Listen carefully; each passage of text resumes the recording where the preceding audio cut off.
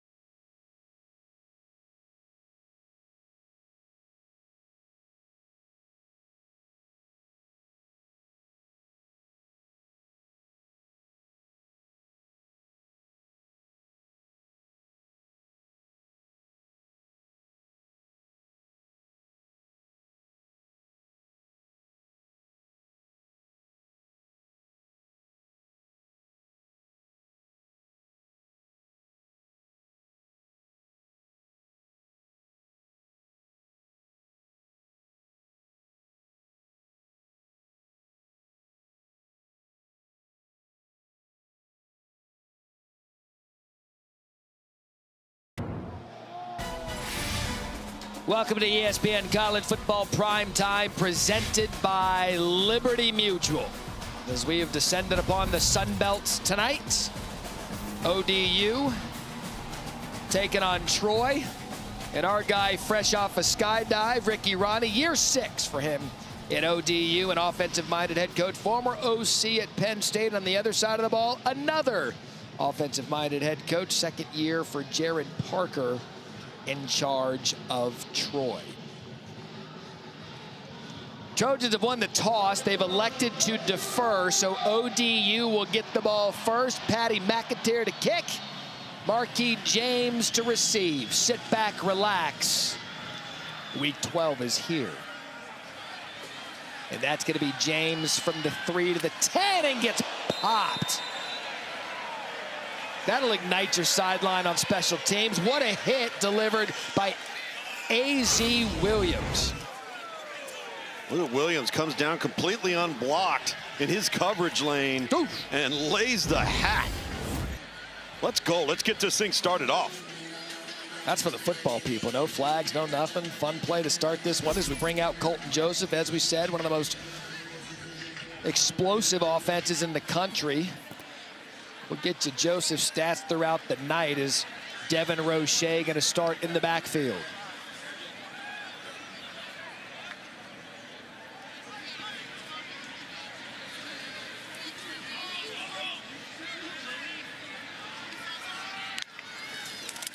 And that's going to be Roche on first down. Good tough run, 5'7", 172 pounds, and a gain of 11. We said, does he run like he's 5'7", 172 pounds? Like, no, he runs mean. Well, he runs mean and he blocks mean too. Where do you see a little bit of that in pass protection situations tonight? Here comes the tempo.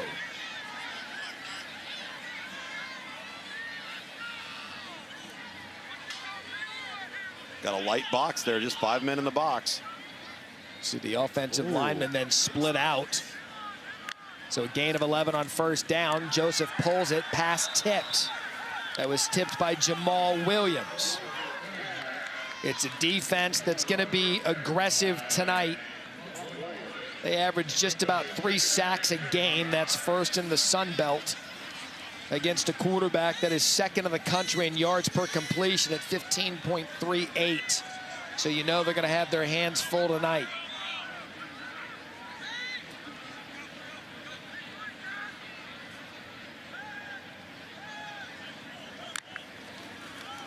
Joseph play fake. Forced off his spot. Tries to get around a defender. And again, this isn't a guy that leads the country in offensive categories just because of his arm. It's because of his legs as well. That's going to be a gain of 15 and a first down. Well, and this is part of the progression for Colton Joseph. He does a nice job. The front door opens. Let's take it. Let's not hold on to the football in the pocket. Get positive yards and a fresh set of downs. And how good of a runner is he? He had 10 carries, 179 yards, and 2 TDs against Indiana. As you know, their bona fides this year is one of the best teams in the country. So 2 first downs on this opening drive. Roche. Little quicks. Boy, that kid's got some burst, and a gain of 26 brought down by Jordan Stringer. Broke through the tackle of David Daniel Sisavon. And you're already seeing Roche pay dividends. So explosive and back up to the football right now. Roche, man, he is like lightning in a bottle. Brought down by Justin Powell. Well, Matt, this is how you get the rhythm going, right? You get a big explosive, you run up to the football right now, you don't allow the defense to substitute, and you run the next play. Then an advantage for ODU. Now ODU decides to substitute. Got to allow Troy to do the same thing on defense. And again, this is one of the better defenses in the Sun Belt. We'll see 2 of them tonight. Scoring defense for Troy, 3rd in conference. And it's a something's got to give tonight against this offense.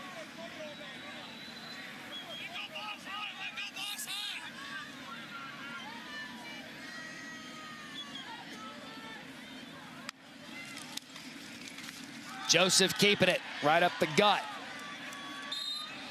He's brought down after a gain of 4. Pow and Stringer combined. Check that, Poe and Stringer. Bring him down, bring it up a 3rd and short, 3rd and 3.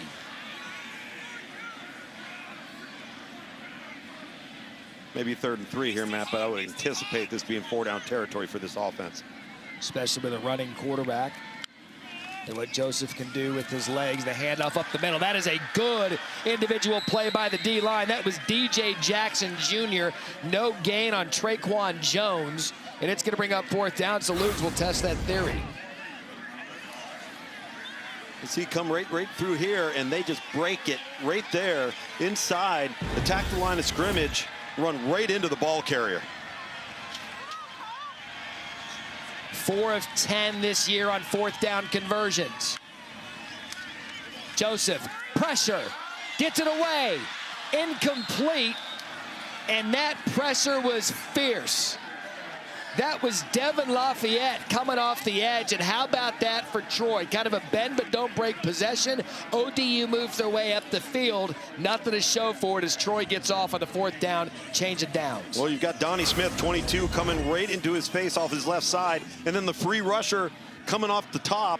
Walls close in, and fortunate to get the ball off. He just can't keep it in bounds. He's got an opportunity for Ja'Cory Thomas down the sideline. He just doesn't give him a chance to catch it. And a stop in the red zone for Troy on defense. So now it's Tucker Kilcrease, the quarterback. Ty Meadows, the running back, and he's going to get it on 1st down. The ball popped out. ODU says they have it. And how about that for a quick change? The Monarchs get it. Mario Easterly comes up with it. And after a stop on 4th downs, turnover for Troy, and ODU is going to get it back.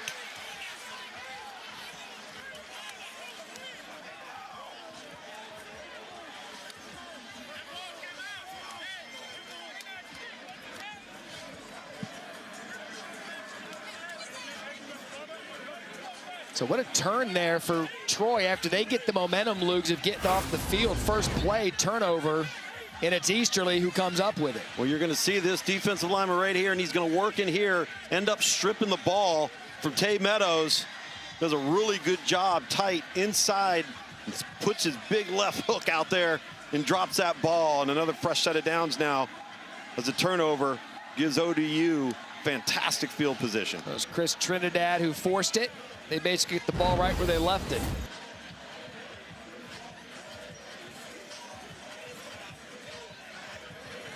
So quick change for the defense who just got the 4th down stop. And Colton Joseph and crew back on the field. And an offense that is 1st in the league in total offense. Joseph 1st in the league with 19 touchdown passes. You'll get used to hearing the superlatives tonight with Old Dominion. I mean, a lot of people talk about JMU and some of these other teams, but ODU's offense is one to reckon with. Roche. Big block by Skylar Grant, the left guard. There was a gain of 6. Big Ryan Joyce, the offensive center, pulling there, leading the way. And Roche has shown great patience and vision, and then spurt and burst through the hole. It's an offensive line. They've had the same starting offensive line throughout the year. And you talk about that continuity up front, Lugs. That is huge. That doesn't happen. Roche 4 for 46 early. Ride the hot hand. Kind of wiggles his way up the middle. And a gain of 3. Brought down by Cam Curry. And you touched on it, Matt. I mean, Devin Roche at 5'7", 172 pounds. What we've seen from him tonight is lower the pads and stick it in there. He is a tough runner, along with being explosive in space. Up the middle again is Roche. That'll be a 1st down Monarchs. Luke Hodge on the tackle. We'll see 3 running backs tonight. Roche, we saw Jones. We'll see Bull Hargrove as well. But right now it's Roche pacing the offense.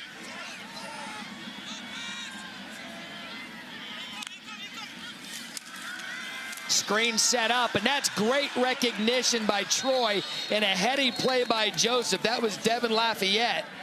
They got in there, tipped the pass, and Joseph Heady to swat it down. Yeah, absolutely. Get that ball on the ground, and let's go ahead and play the next down. Not force or find a way to make a bad play worse. Lafayette coming in again. That's 2 back-to-back series with free rushers. Lafayette was aggressive on the last possession on the 4th down, forced the throw.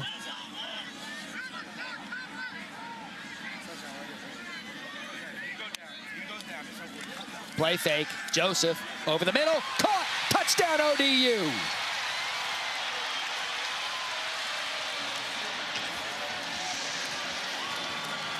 He couldn't find Ja'Cory Thomas on 4th down, found him over the middle on that one. And the turnover bites Troy as the Monarchs strike first. Well, this is fantastic patience on behalf of Colton Joseph, because he's got to wait for the second window. And that second level window, if he throws that on time, he's throwing into Detroit defensive traffic. Just a nice feel for allowing Ja'Cory Thomas, the junior college transfer, to come open at the second level. So Nathaniel Eichner on the kicking duties tonight.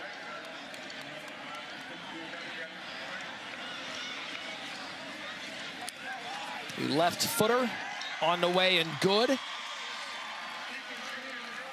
And after turning the ball over on downs, Troy turns the ball over on the field and ODU takes advantage. The big play offense strikes. Joseph to Ja'Cory, and the home team ODU takes the lead. Fantastic job executing the pass play. And Colton Joseph gets him on the board through the air after a strong run game to kick off this first quarter.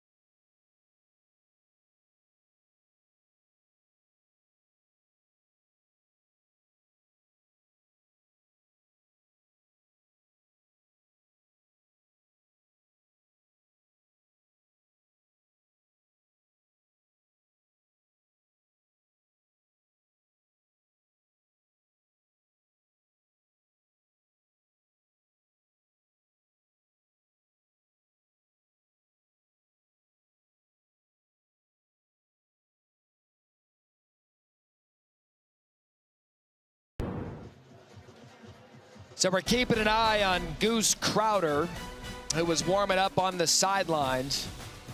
As again, we expect both quarterbacks to play. Troy turned the ball over on their opening possession on the first play of the game.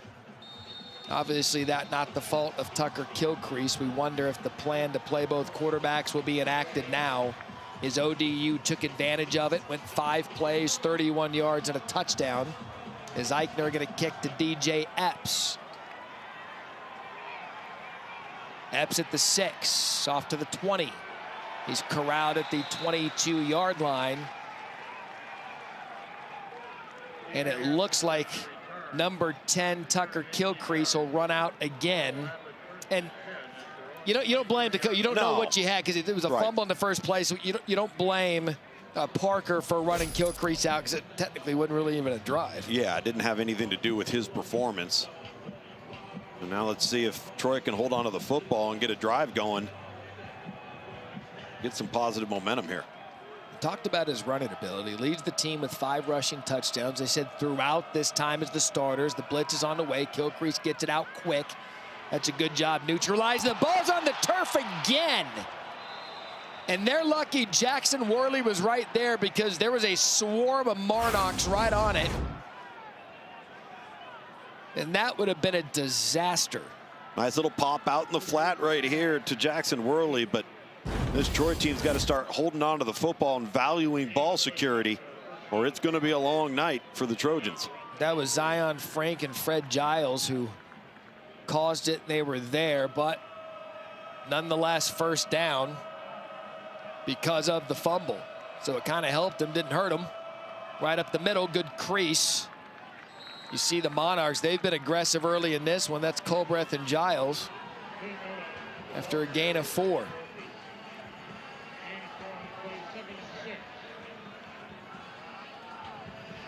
You know, I'd mentioned we're seeing 2 of the best defenses in this conference. 3 for Troy, 2 for ODU. Yep. Kind of their calling card this year, 4 times holding opponents to 7 points or less, as Meadows, the former walk-on, remains in the backfield. They're going to give it to Meadows off the left side. And another story for this team is, as well, Lugs, they're young up front. The 2 tackles are young. They lost their starting tackles out for the season, so they've had to gel as a young unit as the season's gone on, but they did pop a 5-game winning streak. Yeah, if you told a coach before the season, oh, you're going to lose both your starting tackles on the right and left side and your quarterback, you'd say we're in big trouble. And instead, Jared Parker and this staff have done a great job working with what they've got, bringing it along slowly but surely and winning along the way. So now 3rd and 6. True freshman center as well. Kilcrease throws it, immediately hit. That is good defense by ODU. That was Frank on Meadows. It's going to be a gain of 4 short of the first down, and Troy's going to have to punt. A little bit of a limestone up here along the defensive front for Troy. Kilcrease wants to go to the left, the field wide side, and has to come back to the check down. Excellent job by ODU keeping the ball in front of him and making the open field tackle. So Austin Lewis, or check that, Evan Crenshaw to punt. And Roche deep to receive at the 10. Tries to make the first guy miss, does. There goes Roche, crease up the middle. 1 man to beat, he does it, and then brought down by the punter. He had Crenshaw ready to run and a flag down. Lugs, the whole place was waiting for Roche to break that one.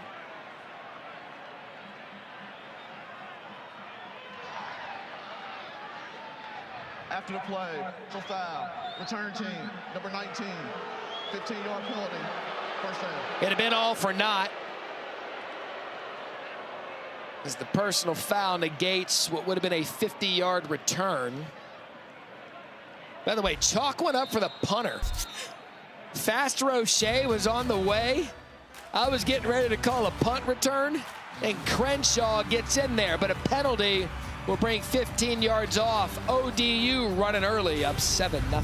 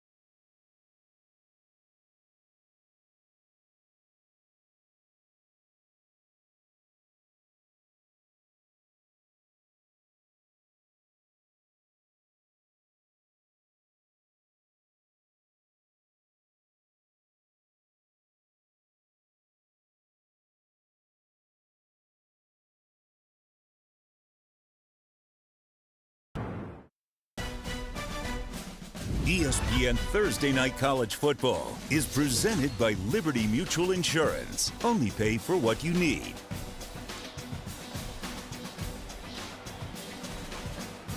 That is the Patriot parachute team that came in tonight with this fella. He was so excited that he just skydived with a fighter pilot helmet. They let him play fetch on the field. Look at the goggles on him. Got a full-blown fighter pilot's helmet. Let's All go. due respect, Herbie, this dog would beat Peter's ass. Sorry, I love Peter. But that guy skydives with a helmet. 1st and 10.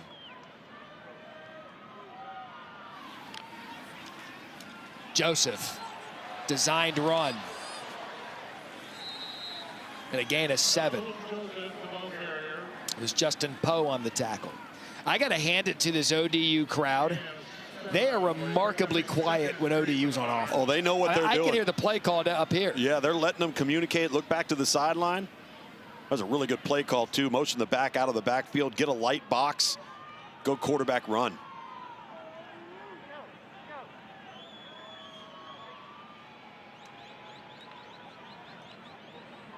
Up the middle with Jones. Brought down by Jackson. That'll be a 1st down for ODU. I mean, and it's been right now, Luke, it's been all about the running game early on for Monarchs. Well, and it's simple math.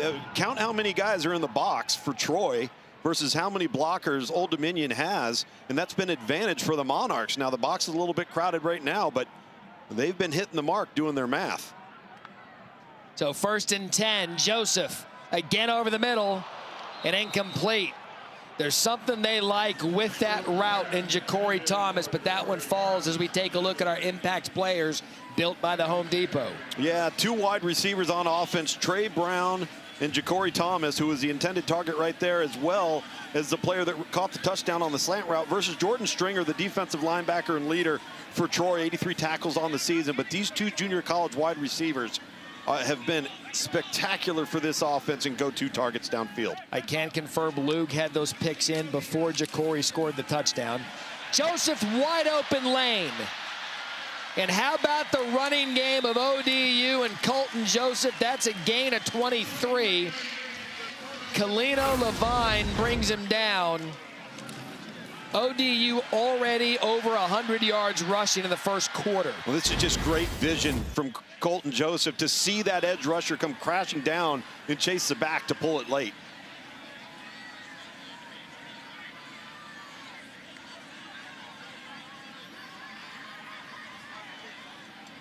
And you're right, Matt. You can hear a pin drop in this stadium while this team's on offense.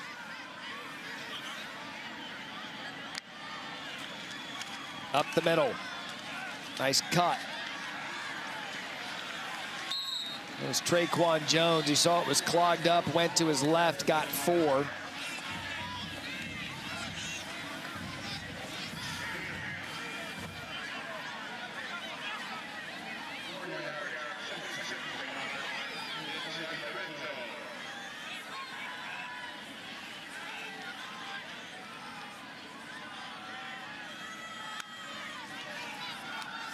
Joseph skips it. Incomplete. Intended for Thomas. Seemed to be some confusion out there on the perimeter in terms of the route structure right there. That's Kevin Decker, the offensive coordinator for Old Dominion. And when you watch Colton Joseph tonight, pay attention to his feet in the passing game. Right. When his feet are planted and he's driving off the back foot, he can be really good. When his feet are not underneath him and he's not on platform, it's when you see some accuracy issues. Said his feet are what gives him conviction. Is now 3rd down. Joseph, keeper all the way. 1st down all the way, and a pop on the sidelines. ODU wants a flag, and now tempers are flaring on the side, and the official just got hit. This is getting ugly. So 2 officials ran in there, nearly got taken out by some Troy players.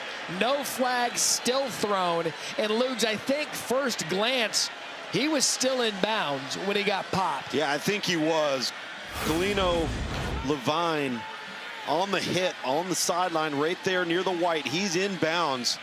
I think it's a good no call, but when it's not happening in slow motion and it's a bang bang, that's why you saw some of the emotion there from Old Dominion's sideline. I'll tell you, I'm surprised there wasn't a flag on the aftershocks. Yeah, me too. A lot of bodies getting pushed around, including stripes.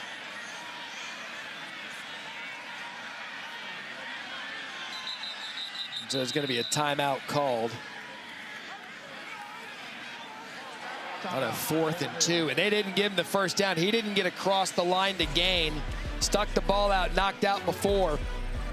So 4th and 2, ODU when we return.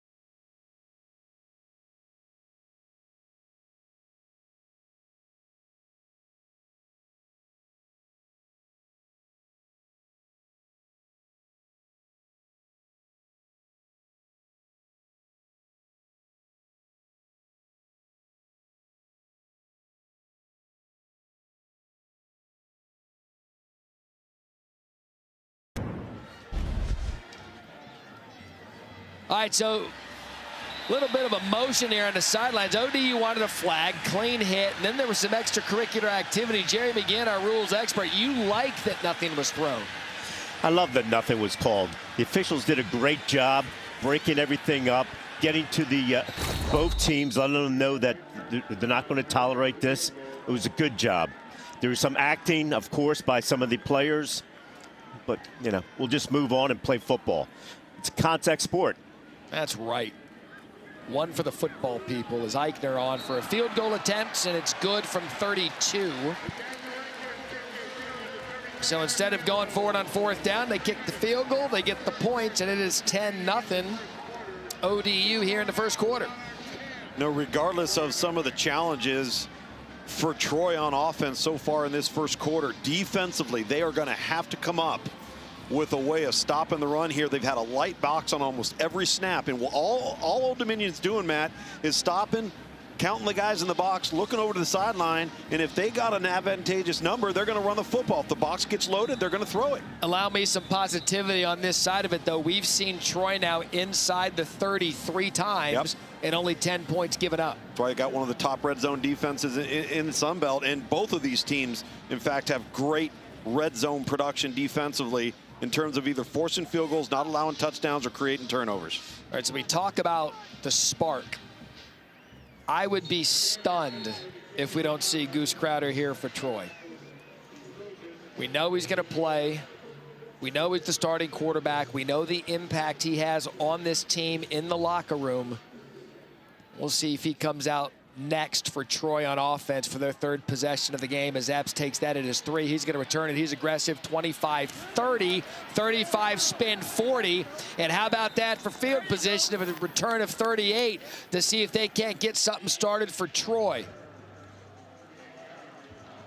And it is. It's going to be Goose Crowder back on the field for Troy for the first time since week 3 when he broke his collarbone against Memphis. And what a way to start him off with fantastic field position. Jordan Lovett's coming into the backfield at running back. He was hurt a week ago in the loss against Arkansas State and was able to get healthy this week. So let's see what type of spark Crowder can provide. Transferred in from West Virginia in 2023. They were excited to have him back, team captain. What can he provide here down 10-0? Love it up the middle, off the right side. ODU does a good job filling the gap. That was Easterly, who recovered the fumble earlier after a gain of 3.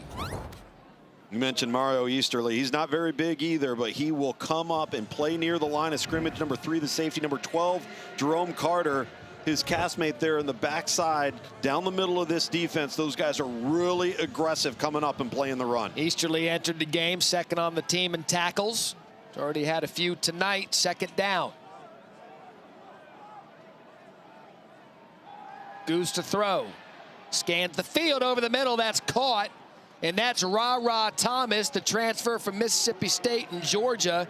And that's a gain of 10. And that's a good look at a quarterback making his reads, finding the open player. Dude, that was a full field progression. It started on the left side, back to the middle of the field, and finds Ra Thomas on the in cut to the backside, and you could just watch Crowder's head. It looked like a sprinkler going from left to right. So he's officially now back in playing football after his first completion. Jarris Williams in. Crowder pressured. Crowder down. That was Seth Nawatala in a loss of 7. See 98 or 38, excuse me, right there from the middle linebacker spot. Works around the end. They stunt to the inside. He wraps. Nice job by the interior of that defensive front for ODU, occupying some of those young offensive linemen. Now Atala coming around the edge. So a run up the middle on second, trying to get something back. That's going to be 3. Jeremy Mack Jr. on the tackle, now 3rd and long. And you have to know the ODU coaches know that they probably have an advantage up front, and they're going to be as aggressive as they can to see if they can't get in the quarterback's faces all night. Well, they've got to affect the quarterback, and the best way to do it is off of the edge. We've mentioned the 2 young tackles. Troy lost both offensive tackles, right tackle and left tackle earlier. They got a true freshman center. And this is a very active and disruptive defensive front for the Monarchs. 1 minute left in the first quarter. 3rd and 14 for Goose. Crowder over the middle. That's Ra again, and Ra Thomas a good gain on 3rd down at least, giving Parker something to think about here, and a gain of 10, going to bring up 4th and 4. I don't even think it's something to think about. They're going to go for it. They're going to substitute. Ra Thomas, of course, stays on the field. He's got to be a go-to type player in this situation. Big body target. I like this call. 14 of 23 on the season. Time in the first quarter ticking away. Love it in the backfield. Crowder chased out of there. and brought down. He took an initial hit from Nawatala, and the defense holds for ODU.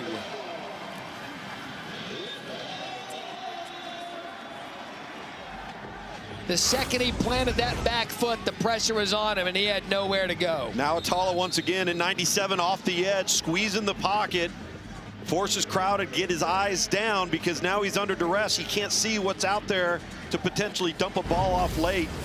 And Old Dominion, what an answer on defense. 2 sacks on that drive alone. And not a good first quarter for Troy's offense, just 39 total yards, a quarter dominated by ODU.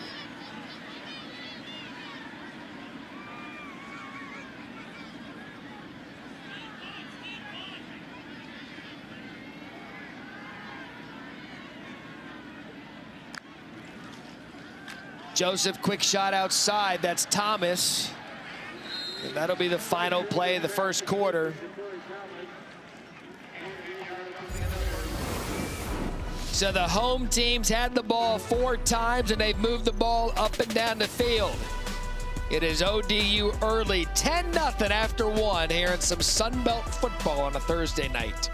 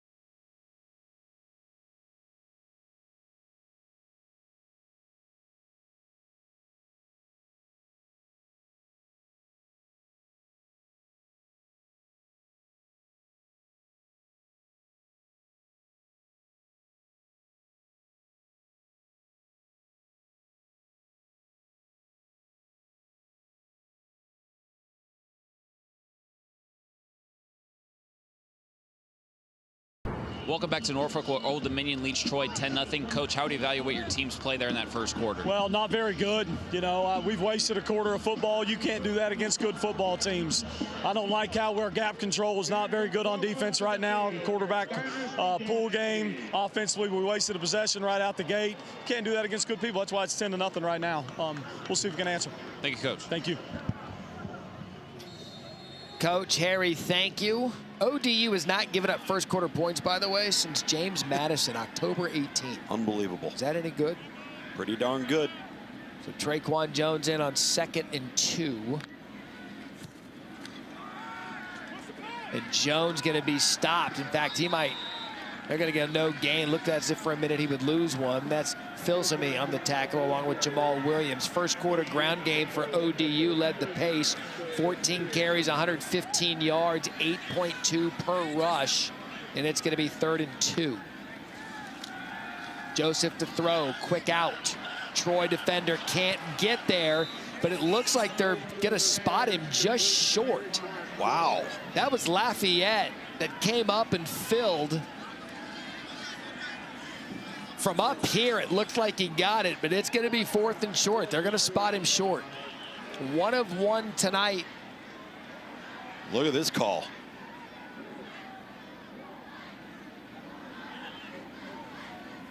So they didn't get it early tonight. Troy stopped them on a 4th down. Then they kicked the field goal on the other.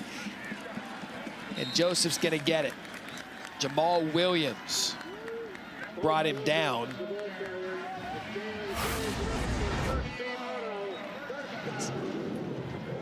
When in doubt, run the quarterback. You get an extra hat advantage in the box.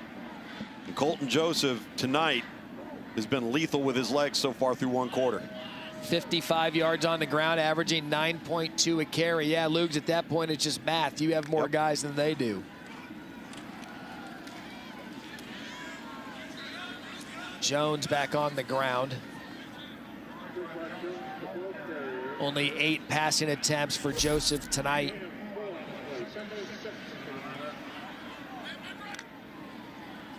We'll take 8.2 yards a carry on offense.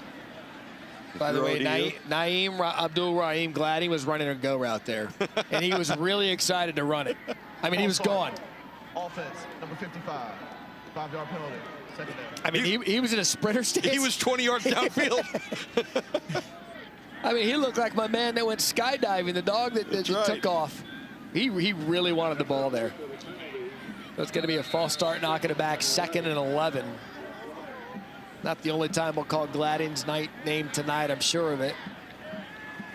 Plays out of the slot. They believe he's their top receiver.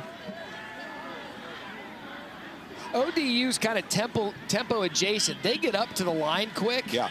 But then they look over to the sideline, gather the play. The play clock's down to 3 and 2. And it's not just the quarterback, it's the running back, it's all the receivers. And Ricky Ronnie, he wasn't happy about that. He called a timeout. Maybe they took a little too much time for coach. Stephon DeBose, born number 58, the right tackle. Just settle down and hold your water. Coach Ronnie's saying, come on, guys. Can't keep going backwards. So maybe he would like a little bit more tempo with his offense. We'll step aside. ODU up 10-0.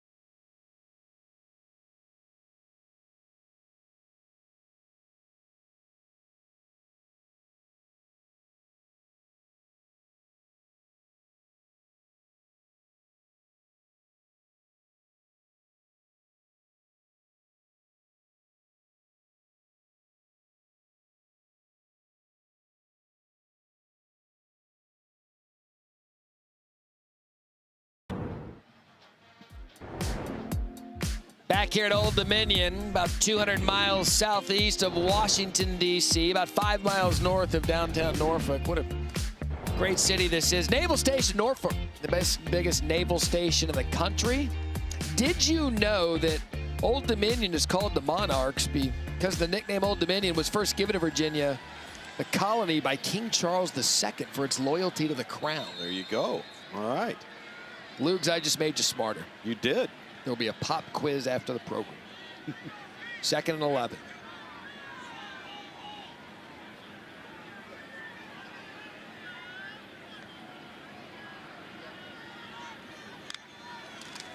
Joseph looked left, designed run all the way. Good recognition by number 2, Stephen Catledge. And that's going to bring up a 3rd and long. And this Troy team, they've got to get some zip. They got to get some punch. The defense is doing a good job, as we kind of detailed in the first quarter. A lot of yards for ODU, but not a lot of points to show for it. There were about 17 players running off the field. They still got the snap off and the throw to Trey Brown, the third. And that, Lugs, that was just, it was off. Well, they caught Troy substituting, and they knew it. And the moment they caught them running guys on and off the field, they... Defense, more than 11 players at the snap. That penalty's declined. It's only a play first down. They quickly got everybody to the line of scrimmage and snapped it, and Colton Joseph could see he had a free target running down the sideline. He knew he had the penalty. Excellent execution and awareness by this offense. They've got Troy on their heels right now. Right now, ODU is dictating terms to Troy on how this game is going to be played. It was a gain of 33. Half the defense was running off the field for Troy. And a good job by Joseph recognizing it and finding Trey Brown. Well, you're trying to substitute when the ball's on the far hash. It's very difficult to do defensively. Quick shot outside. There's Gladding. And he gets a good gain on first down. They can still get a first down, by the way, before they make it goal to go. And that was a gain of 6. There's an injured Monarch. That's Trey Brown. We talked about him as one of our impact players tonight. Junior college transfer out of Hutchinson Community College, fighting Blue Dragons. He came over with Ja'Cory Thomas, those two best friends, both played at Hutch together. And he was able to pop up right away. He's going to need some assistance getting off the field. They like their receivers between Brown, Ja'Cory Thomas, the two players from Hutchinson Community College, and then Gladding in the slot. They were able to move him over there a little bit more comfortable in that. You see kind of some friendly fire rolled into there by Gladding as he went down. Yeah, he gets rolled into. Very fortunate to get up and get onto the sideline. It did not look good when it occurred. It's a big possession for this Troy defense, down 10-0. And not much offense to speak of early. Gladding in motion. Roche. Brought down by Jamal Williams. Stringer also there. So the adjustment so far defensively for Troy to try to help that light box is to trigger defenders late into the box right as the ball's about to be snapped so they can match the numbers. In a 3rd and 1, again, you can get a first down, then it'll be goal to go. Look at all the receivers, running back, quarterback, everybody's looking to the sideline. High snap on the turf, and that's a killer. And they're going to trot out the field goal unit again. So, Lugs, rinse and repeat of what I said earlier. Yeah, ODU is up and down the field on Troy, but it's only about to be, if the field goal is made, 13-0. Yeah, a play or two is the difference between this thing potentially being 21-0, and now you're kicking a field goal to get another 3. But you said it earlier, Matt, tremendous red zone defense from Troy. Now, that time was a mishap for ODU on a botched snap. But Troy fortunate to get off the field here and not allow a touchdown. So Eichner on from 28. Left-footed kicker, perfect on the night, flag down. And that could actually be a big one. As Jaquez White came in and Eichner is down.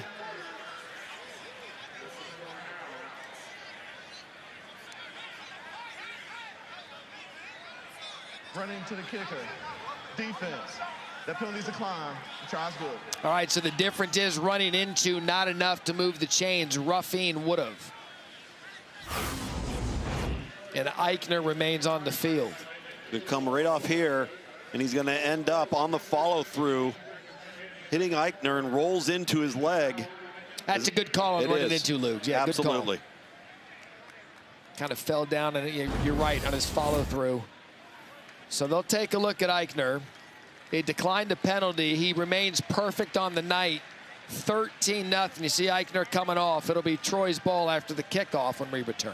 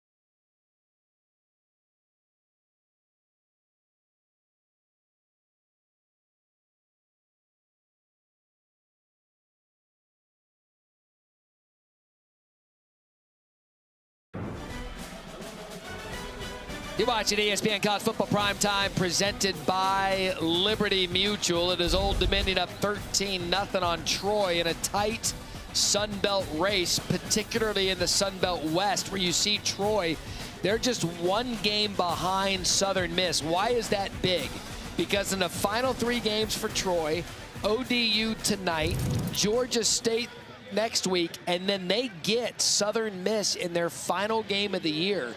So, Luke, this is a team that controls its destiny to play likely JMU in the Sun Belt Championship. And that's why this is such a critical game. And, you know, if you were watching this game early on and you're looking at Troy and you're looking at ODU, you'd be wondering, okay, wait, which team controls their own fate?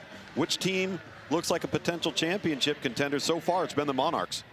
So Riley Callahan on to kick now with an injury at kicker is Epps. Did he not fair catch that? When he caught it, he had 1 foot out of bounds. I think that's where they're going to spot him, Matt.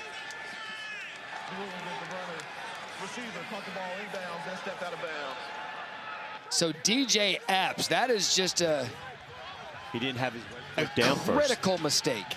He catches it. Jerry McGinn, you kind of heard him there. What'd you say, Jer? The receiver, it appears that his right foot was not out of balance when he caught the ball. So then they would put it exactly where he is. replay can take a look How at about this. if he doesn't catch it, it's a penalty? If he doesn't catch it, then it goes OB, correct, and then it would be at the 35-yard line. Right, exactly right. Yeah, exactly. And Jared Parker is screaming to the top of his lungs, echoing your sentiments, Jerry. You see him talking to the officials there. That's why this is taking a little bit of time. So are we reviewing it or are we just hanging out? So Jerry, explain to the viewer what you're seeing there. There's the stoppage of play. Yeah, so if his foot is down, out of balance, and he catches the ball, then by rule, the ball is out of balance, and it would be put at the 35-yard line. And after taking a look at it now, it does appear that his right foot is in the white, out of balance when he's touching the ball, so the ball should go to the 35-yard line. So it's a good stop by replay. Yeah, I agree with you, Jerry. Yeah, that foot is on the ground. And we're talking, and listen, this is a good job by the officiating crew because you're talking about a difference in 30 yards of field position. This is critical here that they take a look at this. Yes, the trip selves are replay efficient. You see it right there. Yeah, I mean, that's a penalty 7 days a week. That kick was going out of bounds. Absolutely. Well, it's going to land out of bounds. Right. He doesn't even need to touch the ball. That's what I'm saying. Yeah. Right. I mean, that was not in the fairway. After video review, the receiver caught the ball out of bounds. It was a kick out of bounds. Ball be placed at the 35-yard line. First down. All right, so Jared Parker not only got his way with the replay official, good job stopping the clock, but he also was correct in saying that was a penalty. So, Lugs, and you hit on it. That's the difference of 30-plus yards. And then for this offense right now, and their performance and execution to this point, that is just an absolute monumental shift right there. Credit the officials for taking the time to look at it, and now it gives Troy offensively a little bit of breathing room. And it's going to be Kilcrease back in at quarterback. We saw Goose Crowder on the last possession.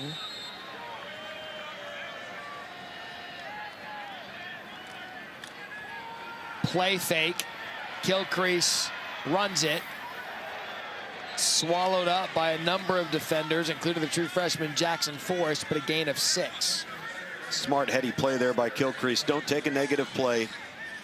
Allow your feet to get some positive yardage, and just nothing has gone right as you take a look to the left of your screen right there for this offense. Cannot get into any rhythm. Haven't been able to create an explosive, and really haven't gotten anything going in the run game. And Kilcrease just trotted off injured. He's looking at his left arm, and Goose Crowder now back in. So it's going to be Kilcrease's drive. He is now off injured. Crowder up the middle. He's going to bring a 3rd and short. Again, hurt against Memphis, had surgery on his shoulder. It was a collarbone. That's 8 screws in the shoulder. We saw the picture. Yeah, we saw the x-ray. Wow. One of the screws is a little sideways deal, yeah. They must not have charged their Black & Decker. 3rd and short. Meadows in the backfield. Low snap. Meadows. And a first down, Troy. Heady play by Crowder to not freak over the low snap, and they're able to get a first down to keep the drive alive. Well, that's back-to-back low snaps from the true freshman Paul Bowling, and I've actually seen it a couple of times on earlier drives. And I don't know if there's, for a true freshman, you're up there, you're having to contend with what's in front of you, either gap to either side of you, and you got to get that ball back there to give your offense a chance to execute. Bad snaps, kind of a theme here in the early part of this game. But a 1st and 10 for Crowder and Troy.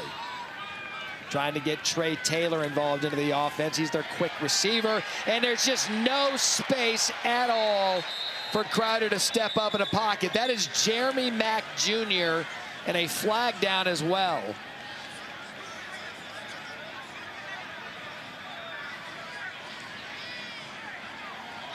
There is no foul for an illegal low block. 2nd down. There's just going to be a loss of 7, 2nd and 17. And Lugs, at some point, Troy's going to have to make some adjustments offensively to counter this pressure that ODU is bringing them. Well, there's no question about it. Now I think, ODU smells some blood in the water. And they're really starting to attack and try to affect the quarterback, particularly up the middle between the 2 guard spots. It's just not going to be one of those nights where they're going to have time to throw, get the ball out quickly like that, and get something out of it. And that's a gain of 10. Tight end Ethan Connor just leaks into the flat there, but once again, a low floating snap. That ball's not getting back there from the freshman. Paul Bowling, he's got to get a little zip on that snap so that the timing of the play and the execution of the play can be maximized. So got the sack yardage back +3, going to make it 3rd and 7. Can Crowder have the time to make the throw? Defense showing pressure. Here they come. Not even a second. Chris Trinidad and Forrest were on Crowder not even a second after he got the snap. And the 4th sack of the night for ODU. Right here, and he's going to see him, and the guard here is going to whiff on him, and he's going to work right in there, unabated to the quarterback, and the back whiffs.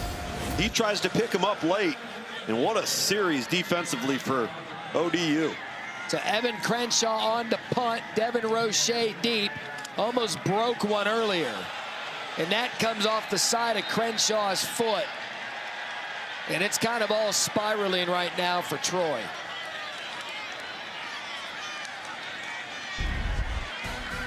As ODU gets to set to take the ball back, our ABC Saturday College Football triple header. There's playoff implications now, Luke, for the rest of the season. I've said it now on SportsCenter a couple of times. You look at Oklahoma, Alabama, Texas, Georgia. What a great slate of games on ABC. There isn't a team in the country that has more playoff pull right now in the final 3 weeks of the regular season than the Pitt Panthers. Well, they've got Notre Dame, as you can see right there, and then Georgia Tech. They've got Miami and Oklahoma and Texas. They're playing in a playoff game each and every week just to stay alive. Great football coming up this weekend. With Pitt's schedule, they win this week. Notre Dame's likely out. You could knock Georgia Tech out of it. I mean, the Pitt story this year has been fascinating. Won 5 in a row with a freshman quarterback in Mason Heinchel. He's my favorite player in college football. He is fun to watch. Joseph gonna take a shot. Has Brown. What a play.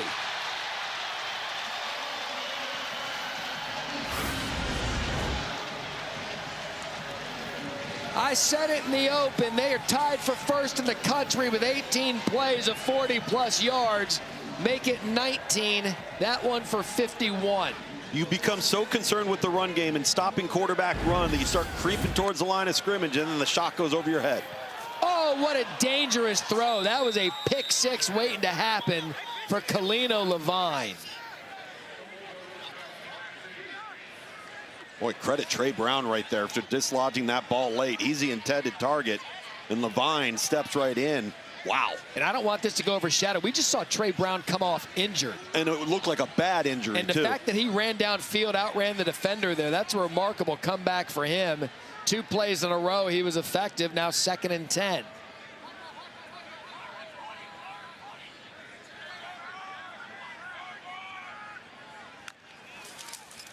Joseph.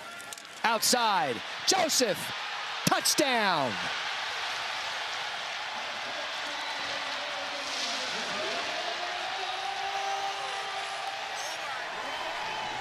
And there's another scrum in the end zone, and this game is getting chippy.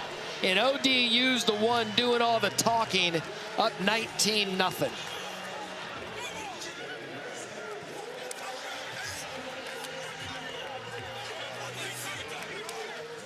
Credit Zach Barlev leading the way. And for the 5th time this season, Joseph has a touchdown pass and a touchdown run. Is Eichner also back on the field after we saw him injured?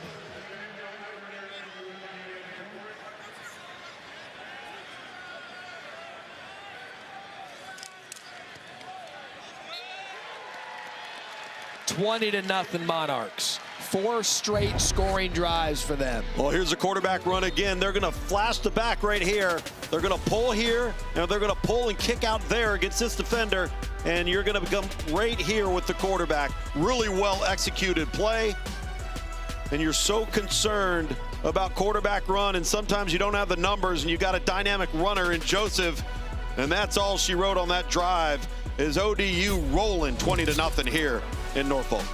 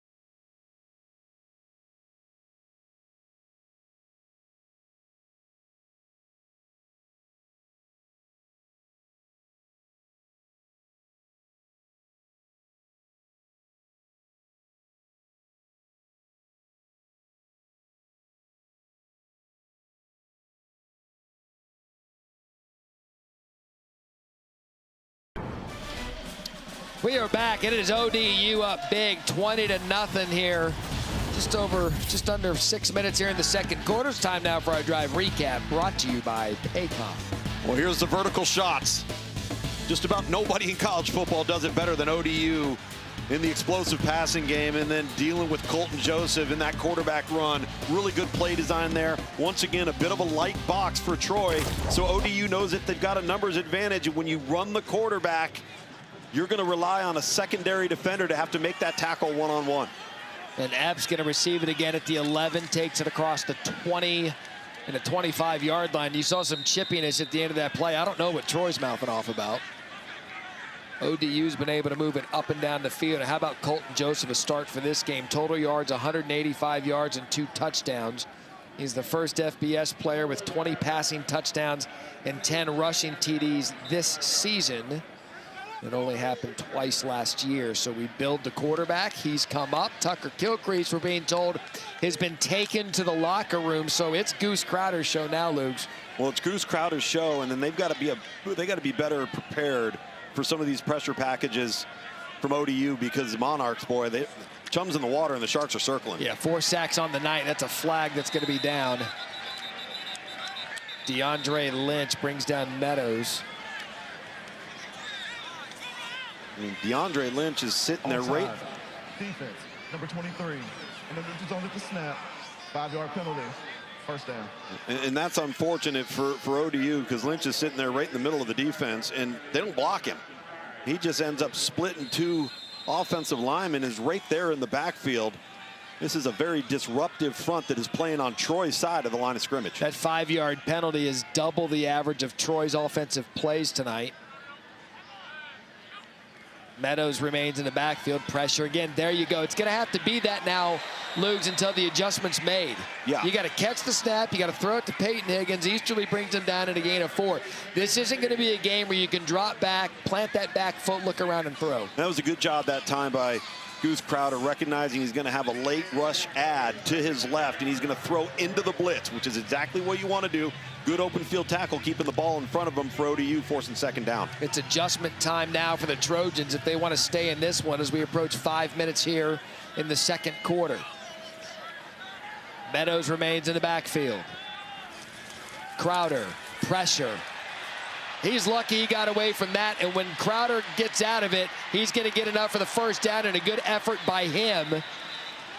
And I don't know how he was able to get out of that, because there were 2 ODU defenders again, including Jeremy Mack, the second he touched the snap. Jeremy Mack comes right underneath the right offensive tackle, and Crowder does everything he can to keep this play alive, and once again avoids what would have been a 7 to 8 yard loss and a fresh set of downs. Man, did Troy need that on offense. That's the longest play of the night, and they are just taking advantage right now of Caleb Ash, that right tackle. As now Atala went limping off. Jack Forrest fills the spot up the middle. And again, an ODU defender in the backfield and a flag down.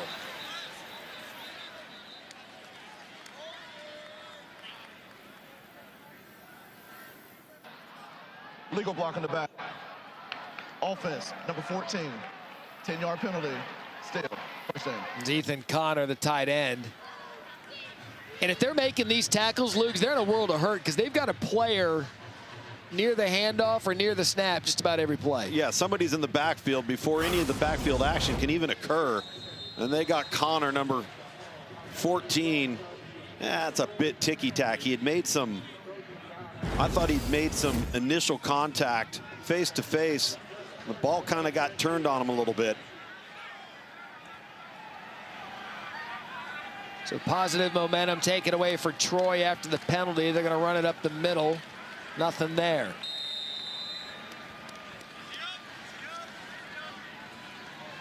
Remember, Troy won the toss. They deferred. We saw ODU first. If they can get any semblance of offense going on this drive, get some points, make a stop, get the ball back to start the third quarter and get back in it. But right now it's 2nd and 18. Some tough sledding here in the first half. Keep an eye on this snap, getting back to the quarterback. They've been low, they've been floating. Jordan Lovett in the backfield. Hadn't seen him much tonight. Same play, same result. Tipped and hung up just enough as Easterly tipped it. He's continued to have a big game. I don't know that I've ever seen a defense in the backfield on so many consecutive plays. They're all over the backfield. It's a good job by Crowder avoiding and then stepping up and getting the ball out. But Easterly right there just keying the quarterback in his zone drop. Gets his hands on the ball. And almost turned into a turnover. Goose did a good job sidestepping Ricardo Williams Jr. But now it's 3rd and forever. In a game there's been 4 sacks. Crowder. He's going to take a shot. Had a clean pocket to Ra Thomas, and he dropped it. Ra had his guy beat, and that was the big play Troy needed, and it falls incomplete. Jorian Haynes, 23, downfield running stride for stride. And this is a fantastic throw from Goose Crowder. Drops it right in the bucket down the sideline. And if you're Ra Thomas, in this situation with where you are offensively and the lack of execution, you cannot drop that football. Just an absolute backbreaker for Troy. That was a touchdown as Crenshaw on the punt to Roche, and he's going to run away from it. And so Troy's able to get that inside the 15. But what a mistake out of that Troy offense, looking for something. He finally had a second to throw, put it on the star receiver, and he can't come up with the play as UFC 322 is Saturday at Madison Square Garden. Highlighted by 2 title fights, the welterweight and women's flyweight belts on the line. Prelims begin at 8 Eastern, 5 Pacific. The main card at 10 Eastern, 7 Pacific on pay-per-view. Buy it at ESPNplus.com/PPV.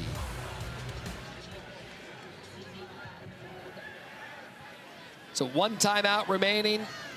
2 if you count the 2-minute for Colton Joseph and ODU.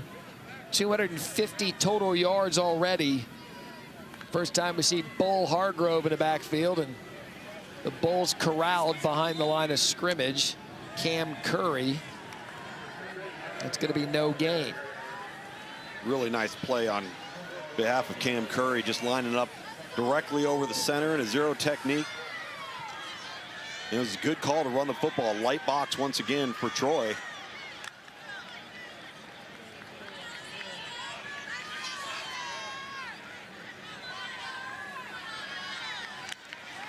Hargrove remains in. Joseph play fake. He's going to take a shot. One-on-one coverage. Overthrown. Intended for Thomas. Jaquez White. Step for step. That's going to bring up 3rd down. Plenty of time yet as we approach the 2-minute marker for Troy to get off the field here on defense and give their offense another shot before they get in the locker room. Complemented timeouts. And a 2-minute timeout still. Joseph immediately pressured, so there you go. Not only did they force a punt, they did so before the 2-minute timeout, so they've got 4 clock stoppages, and they're going to get good field position here. Well, they certainly are. Donnie Smith applying the pressure there on the screen. They were trying to get the middle screen underneath, set up to the running back, Devin Roche, who motioned out of the backfield and came back underneath. Pressure by Troy, too much there for Colton Joseph. That drive took 43 seconds. That was the first punt of the night for ODU, and that's why we're calling Ian Brandt's name for the first time as Peyton Higgins situated at his own 47. He's going to return it right around the midfield.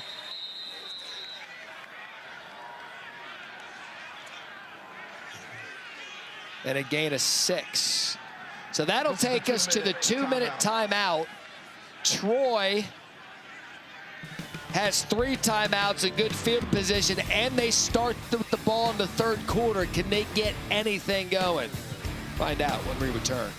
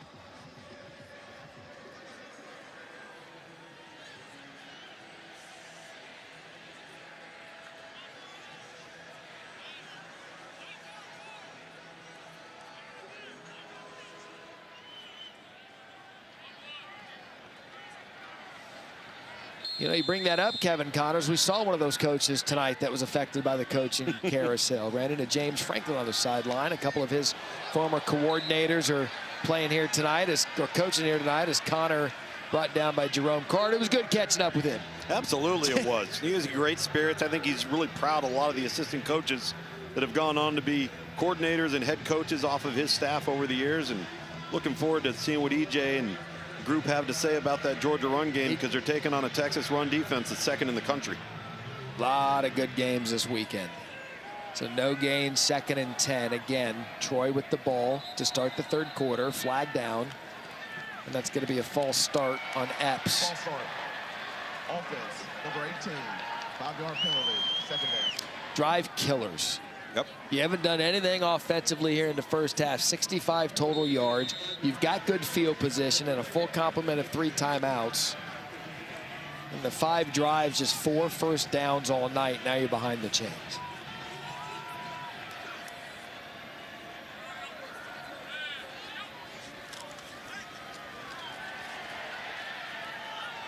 Kind of the story of the night is Crowder just has to throw it away as Jeremy Mack Jr. provided the pressure. And now 3rd and 15. Jeremy Mack Jr., from his linebacker bandit type of role, has wreaked havoc on this Troy offensive front all night long, and it's been through each and every gap. The A gap to either side of the center, the B gap between the guard and the tackles, and off the edge as well. I mean, the fact that this is Bruce Crowder's return to football since week 3, and he's may had time to throw it once, and the receiver dropped it. He needs something here, 3rd and 15. Does he have time to throw? No. Trying to get something, looking for a block, and ODU is just throwing helmets out there tonight. Mack Jr. again. And those were 2 quick possessions by both ODU and Troy. And that time, Jeremy Mack's playing in the secondary. Unbelievable. Was he one of your impact players? He should have been. We should have revisited. Yeah, we should revisit. So ODU hanging on to that 1 timeout. Crenshaw to punt to Roche. It's a good spiral to the 5. Roche, dangerous. He's brought down there at the 7-yard line.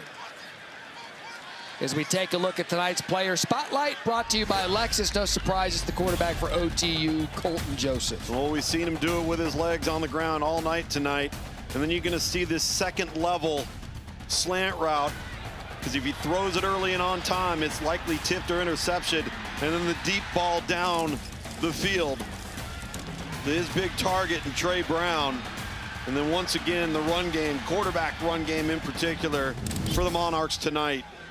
There's just not been an answer from Troy defensively. 185 total yards for Colton Joseph tonight. Again, pinned back deep in their own territory at the 7. It's Roche in the backfield. We'll see how aggressive Ronnie and Decker want to get. And that's just going to be Roche up the gut. You and I were talking during the commercial break, and it's worth... This again, Troy's got their 3 timeouts. They're going to use 1 there.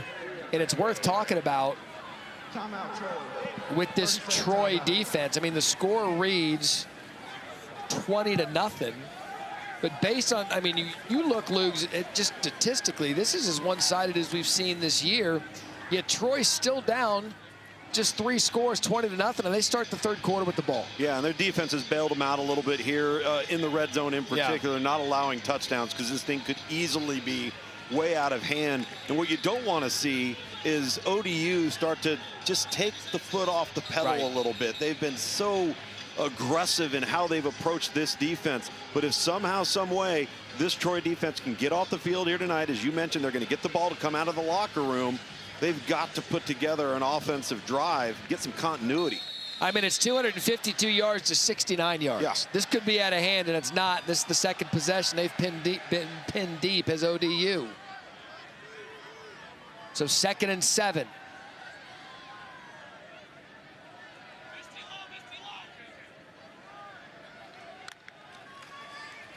It's Roche. And it's Donnie Smith, and it's going to probably be a second timeout for Troy, and they're going to take it. Timeout. Troy. And there's a lot of football left to play. Troy could potentially get the ball back here, 3rd and 5. But with what's at stake for them, controlling its own destiny into the Sun Belt Championship game if they win out, a bit surprised how they've come out here in the first half. I'm very surprised. And understand, you know, the month of November is the month you remember. And you need to be peaking and playing your best football. And they decided to use both quarterbacks, and Tucker Kilcrease is in the locker room being evaluated with an injury, and now it's Goose Crowder's game. And you kind of thought coming in this was going to be a positive for Troy offensively, but they haven't been able to hold up front. Quarterback's been under duress, regardless of who it is, all night long. And to your point, 69 total yards in the first half. And we had this conversation with Alex Golish last week. He's like, how many teams can say they're playing meaningful November football? And Troy's one of them. Yep. The conference championship on the line with 3 games left. So 3rd and 6. Joseph scans the field, still scanning, running, flagged down, throws across his body. Good athleticism to Dawson Johnson. Unfortunately, it's going to come back.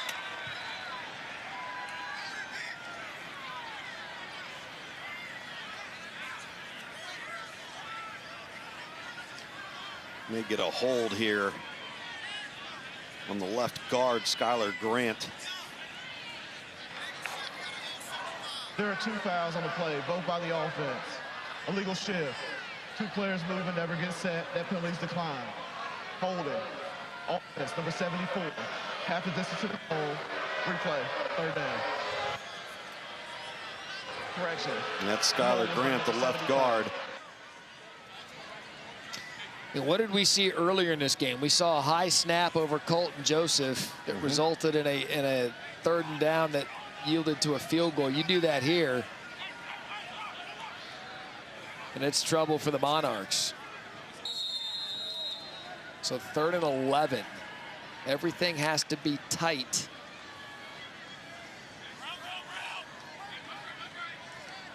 With both teams having 1 timeout. Joseph to throw. Time in the end zone.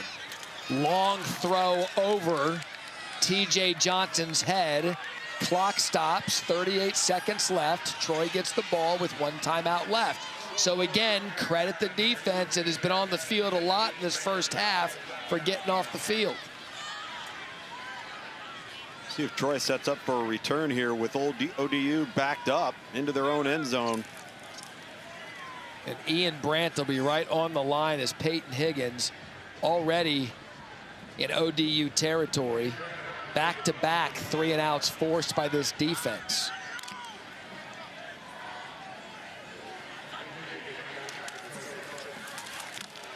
And they brought a pressure on the punter, and it may have been tipped.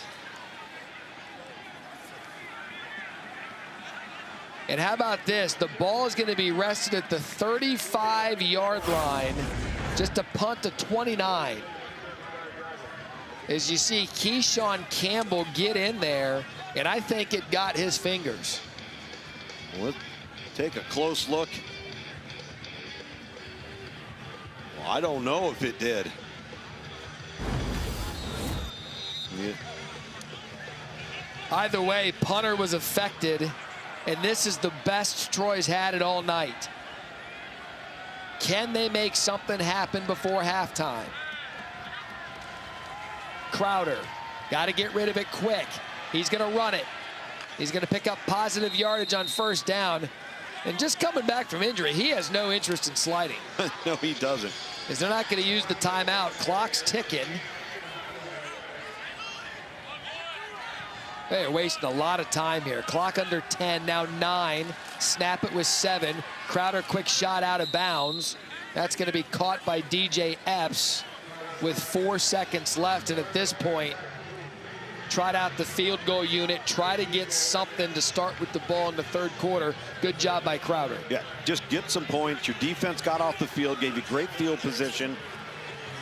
Put this thing through the uprights, trot into the locker room, regroup a bit, and come out and have yourself a series to start the third quarter if you're the Troy Trojans. So this is Scott Taylor Renfro on from 39. He's 8 of 10 on the season.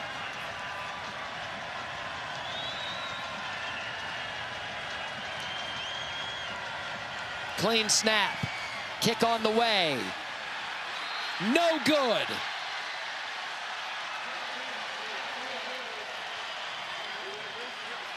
And a chance for Troy to feel good about something headed to the locker room.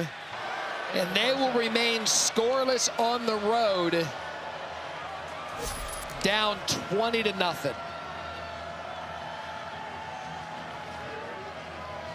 That is an interesting end to the half with both defenses making plays, but there's been one that stood tall, and it's the Monarchs.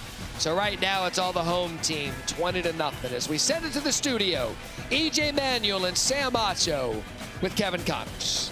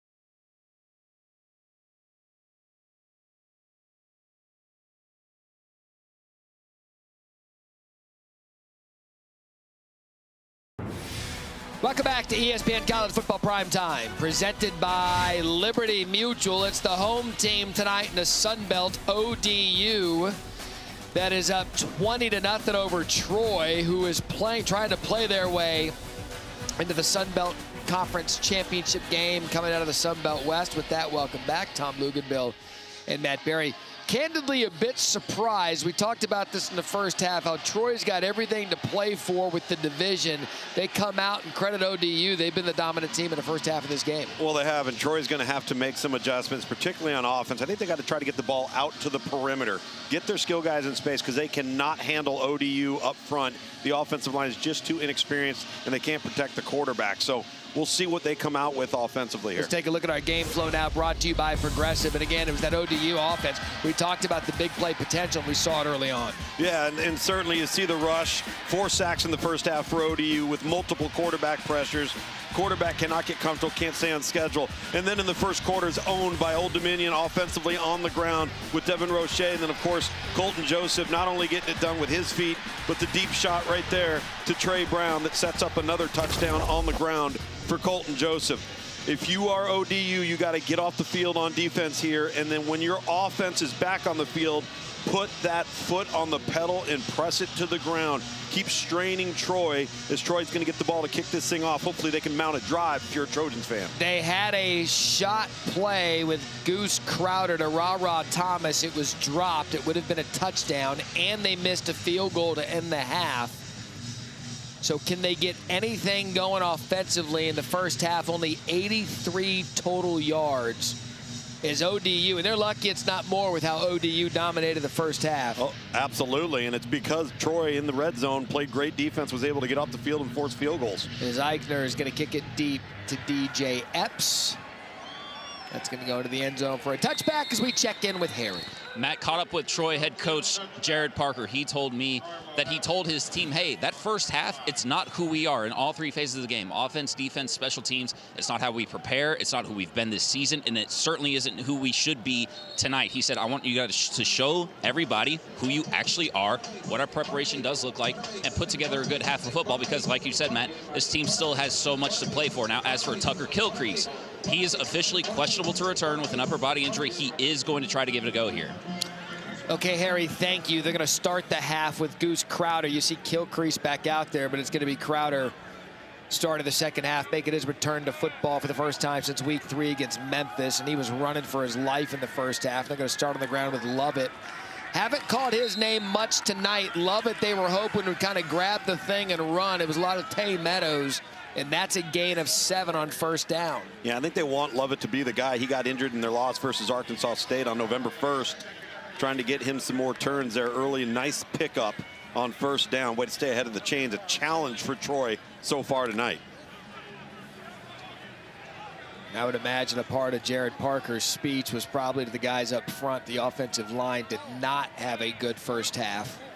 Can they put something together in the second half and a run on second down? And the answer on that play, at least, is no. He's going to lose 1, moving him back now. 3rd and 4. Chris Forbes was there.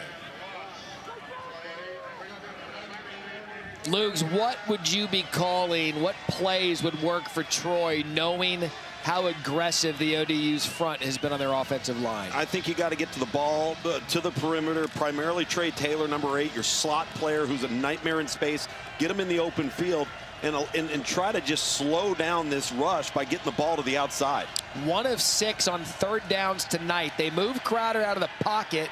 He's going to have to tuck it and run, and he's going to be marked short. Jeremy Mack Jr. there. And Troy will send out the punting unit. Jeremy Mack Jr. all over it once again. We've mentioned his name countless times tonight. That time he's in coverage in the flat, comes off of coverage, peels back to tackle Crowder, just short of the line to gain, and now you've got to force a punt backed up. See what type of return ODU can get here.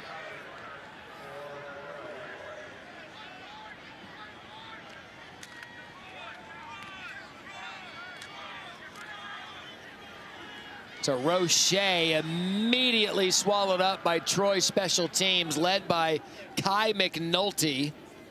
And so Troy, or ODU rather, will start with the ball right around their 20 after a punt to 46. And that is the Taco Bell Live Más student section. Only one student section can claim the title of Live Más Student Section of the Year. Who will take home the trophy this year? Those fellas were at Sports Center on campus today. How could you forget that face? And that hat. All of it, the whole package. You gotta love that end zone section here in the stadium is completely devoted to students only. They showed up on a Thursday night, a cold one at that. As Traquan Jones will start in the backfield for ODU. 1st and 10 at the 20. Bottled up at the end of the first half. Jones, good job making a first couple of defenders miss. Devin Lafayette after 6. ODU early on, Lugs, down the field, couple of field goals and a touchdown. But then towards the end of the second quarter, Troy's defense did a good job. Good field position in their favor. They're able to make some stops. Yeah, no question, Matt. And I also felt like towards the end of that second quarter, ODU kind of slowed down just a little bit. They weren't quite as aggressive. See if they get back to that aggressiveness here.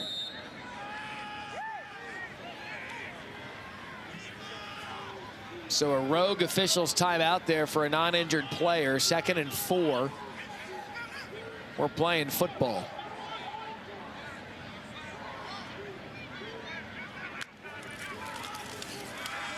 Right up the gut goes Roche. Can he finish? Tried to high step his way out of it. And what about a gain out of Devin Roche? Jaquez White chases him down after a gain of 67. He went right up the gut. Powell and Sissaman were there and couldn't corral him. Look at him. Just a little guy at 5'7", 172 pounds. We've mentioned it tonight. He doesn't run like that. And he didn't see the last defender there coming late. Well, what a huge run. And now, let's see if ODU can be a little bit more efficient in the red area than they were in the first half. 5'7", 172. Now has 127 yards on the night. And he's breaking tackles like he's Natrone Means. Pressure. Joseph. 2nd down.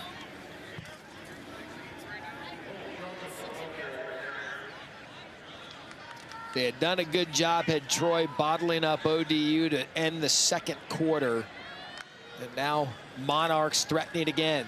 Joseph to throw. Rolls out to his right. Back in the end zone, dropped. That was Ja'Cory Thomas. And a flag down.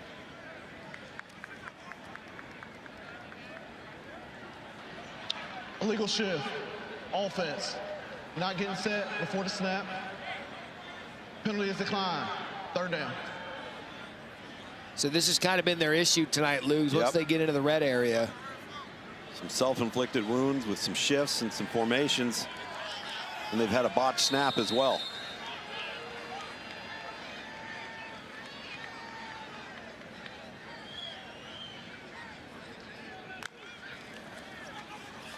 He's going to throw it back.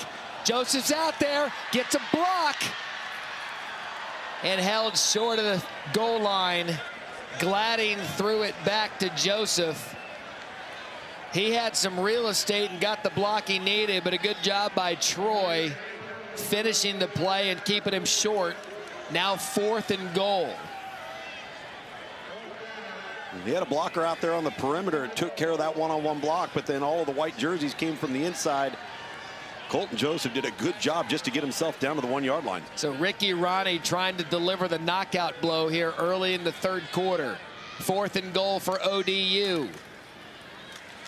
Up the middle. And what can you say about this Troy defense?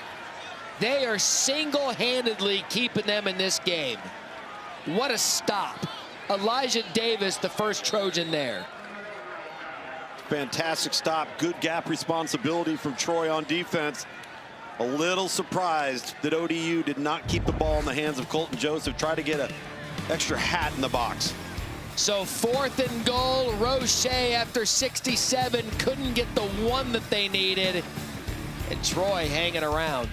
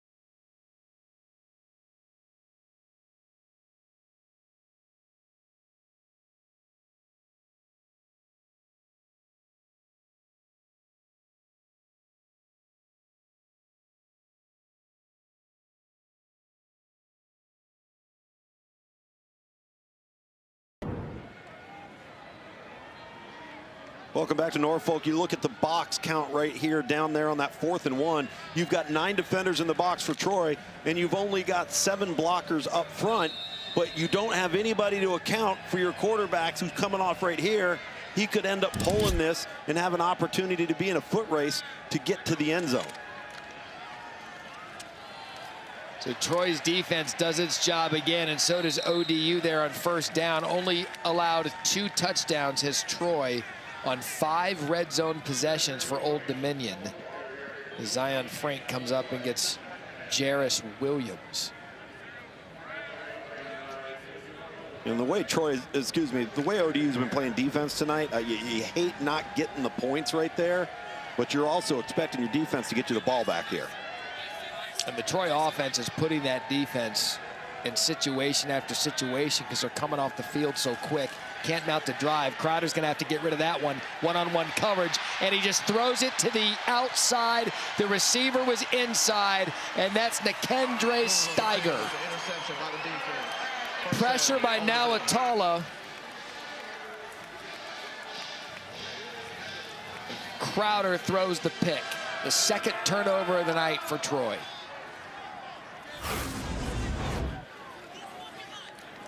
Well, he tries to throw this ball one-on-one, but the target breaks to the inside like he's running the post down the seam, and the ball goes to the outside. And Steiger, Johnny on the spot, just turns and locates the ball in the air. And it looked like Taylor had the route beat to the inside.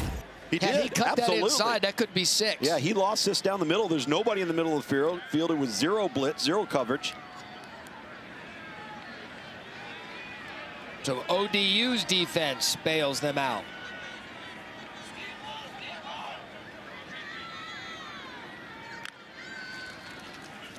That's Roche.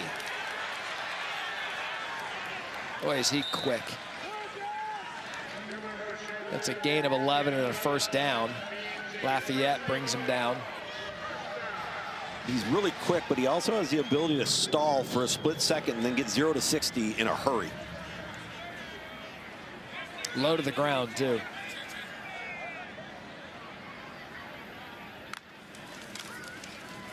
That's Joseph. Look at all this grass for Colton Joseph.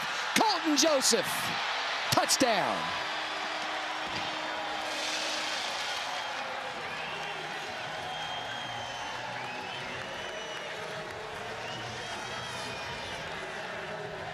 You knew it was going to be open at some point. Read it perfectly, pulled it.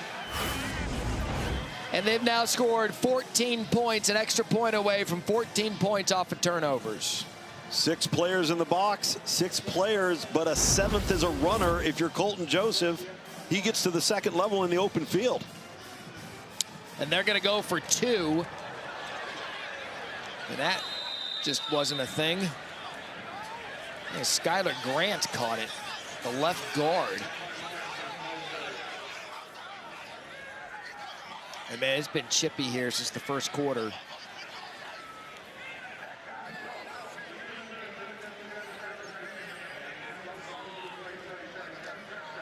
So the 2-point conversion, no good. 26-0 Old Dominion. It was Colton Joseph who has had a night tonight.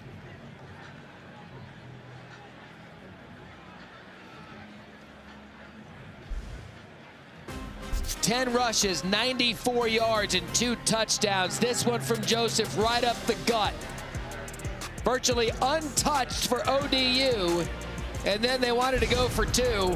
I'd probably throw this play out of the playbook. Snow angels all around here in Norfolk.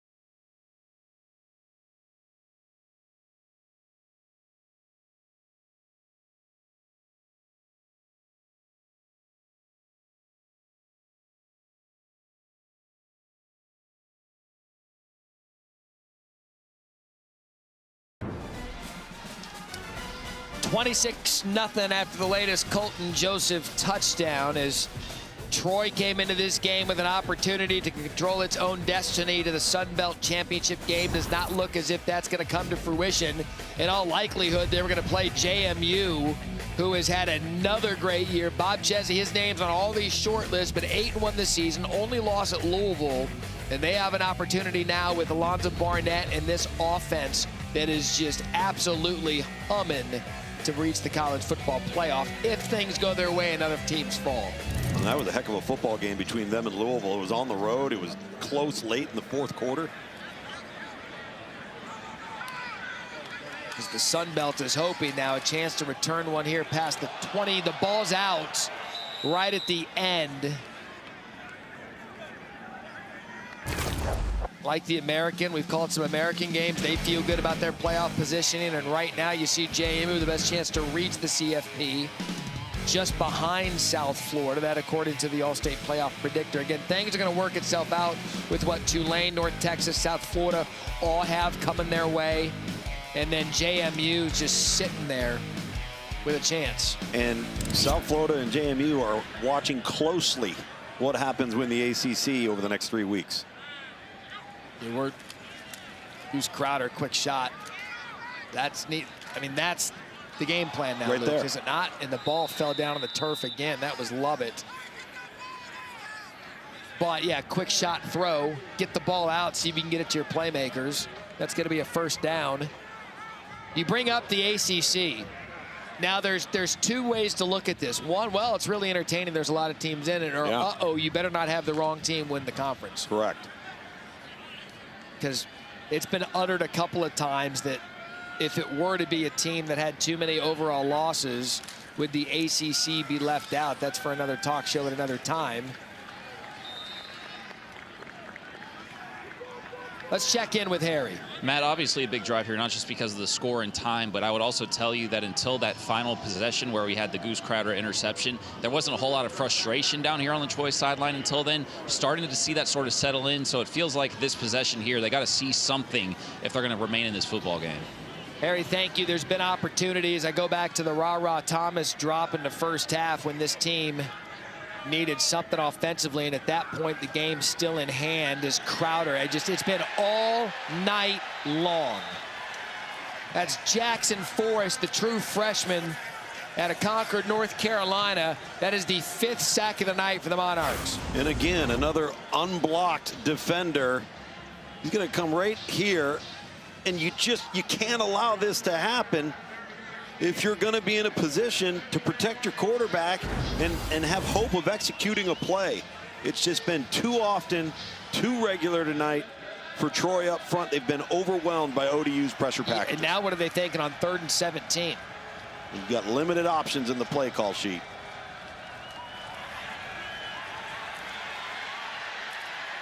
Down again.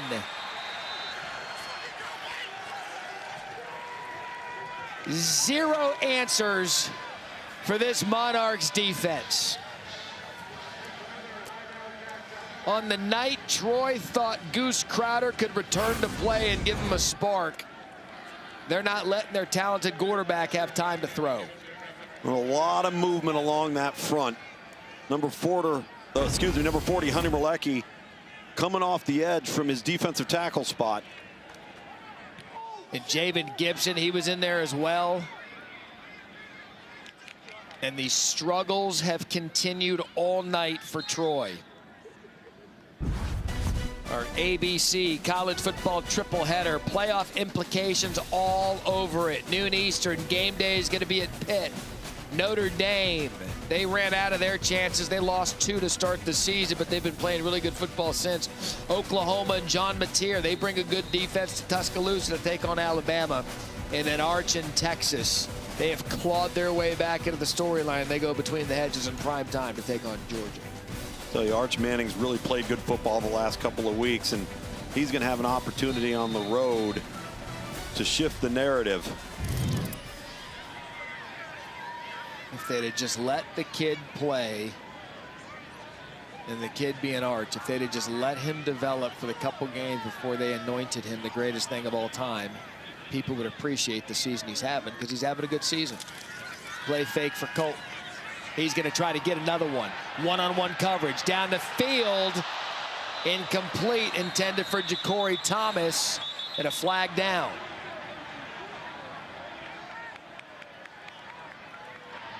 Personal foul. Hands to the face. Defense, number 1. 15-yard penalty. Automatic. First down. That's Luis Medina.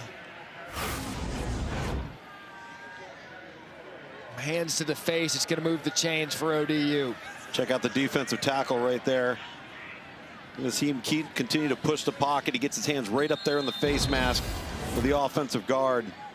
And Colton Joseph is going to wish he had that one back, because if he lays that out there, it's a touchdown.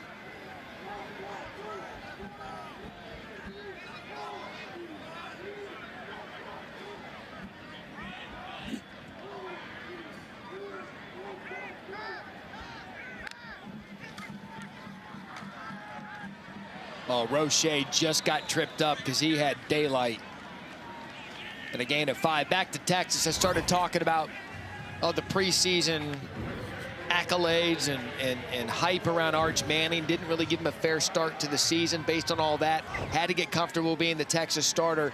And if you look at his stats now, they favor comparably to a guy like Colt McCoy or some of the great Texas quarterbacks of years past. And they just, because they just kind of backed off the narrative, and that they kind of escaped for a while. Texas was on the back burner. They stole a win at Kentucky. They stole a win at Mississippi State.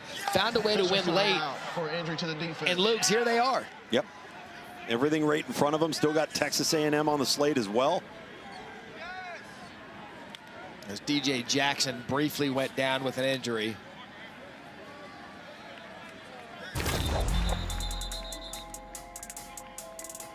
But I mentioned Arch Manning's numbers during the streak. 65% completion percentage. You see the passing yards, the touchdown to interception ratio. Also credit Sark and these guys for letting the young playmakers and everybody kind of develop a little bit. And it's starting to get in the rhythm, and now confidence is a big deal, and it plays a huge role, particularly at the quarterback position. And I think Arch Manning's finally feeling settled in. It's going to be a hostile environment there in Athens.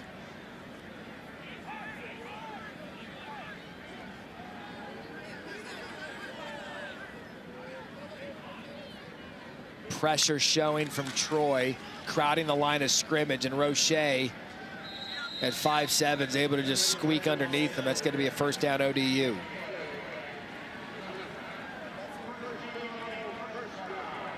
There were people last week that thought Georgia on the road at Mississippi State. Bulldogs have played well in Starkville this year. That they were going to keep that close. To me, that was Georgia's most complete, dominant performance of the year, showing people what we expect out of Georgia. Well, Georgia's winning with grit and toughness and perseverance for the course of 4 quarters.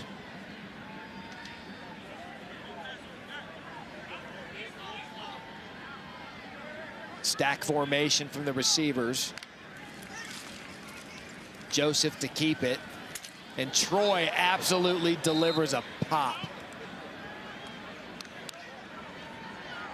Joe Lott just handed number 1 a loss of 2.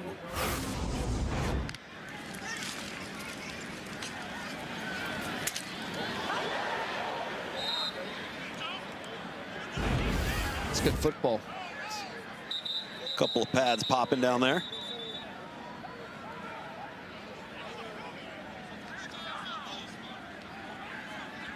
So player down for Troy. That's Jaquez White.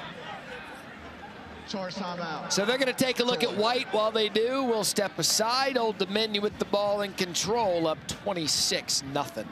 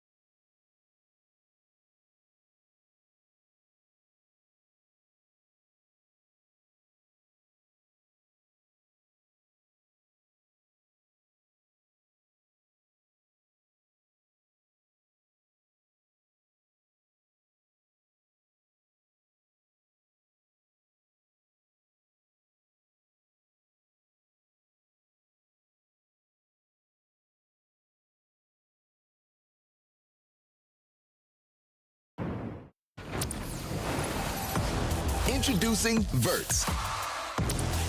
Swipe for news and highlights. Now available on the ESPN app.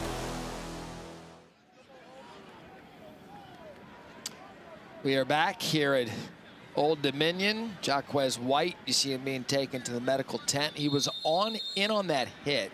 Tried to walk off the field on his own and then kind of stumbled back as they're going to bring him in to get him taken a look at. 2nd and 12 now after the loss at 2. He was in on the play and the hit at Colton Joseph.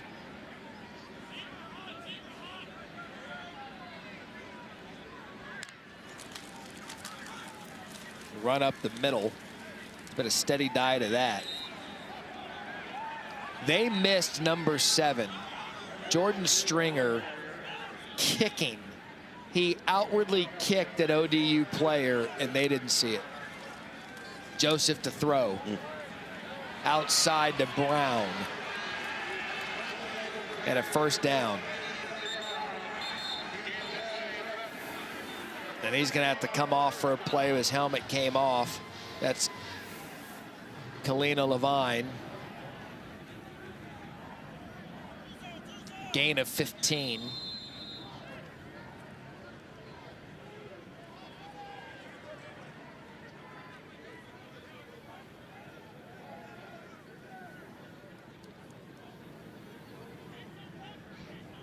And they're in no rush, Luce, to get the play off. I don't know why they would be either. Joseph outside to Brown, who's had a really nice night for the Monarchs.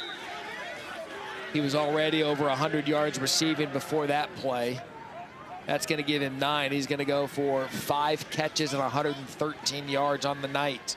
Essentially, the entire offense has been run, quarterback run, shot over the top, or perimeter screen game in the passing game. Really nothing to be shown in the short and intermediate passing game. They haven't had to utilize it tonight. You know, we've been talking a lot about Troy and their opportunity to play their way into a conference championship game. We need to start talking about ODU in that 2-game stretch against Marshall and JMU, where they had 9 turnovers. They lead the country with 11 fumbles, 20 turnovers overall. They've been clean tonight. Yep. But that 2-game stretch essentially eliminated them because JMU's been so good in conference. Well, and the value of protecting the football, and they're doing it here tonight. But they have had a really good season. I think the one that they would want back is Colton's forced out of the pocket. Can he get that 1 yard? He's just tripped up. I think the one that caught everyone by surprise was the game at Marshall. Sure. When Marshall won that 48-24. Not sure how much that lingered going into the following week at JMU, but that's kind of the one when they were rolling, kind of caught our attention, like what happened, and it was the turnover bug. Yep, and then it followed itself the following week. Reoccurred. But here, this is, you know, we came on air tonight when we talked about this team hitting on all cylinders. They are really, really tough out. And this is the team, as you mentioned, ODU, that looks like a conference championship contender. So Eichner on for a 47-yard attempt, and Ricky Ronnie's going to call a timeout. He has been fired up at his team all night. Timeout, Old Dominion. 30-second timeout.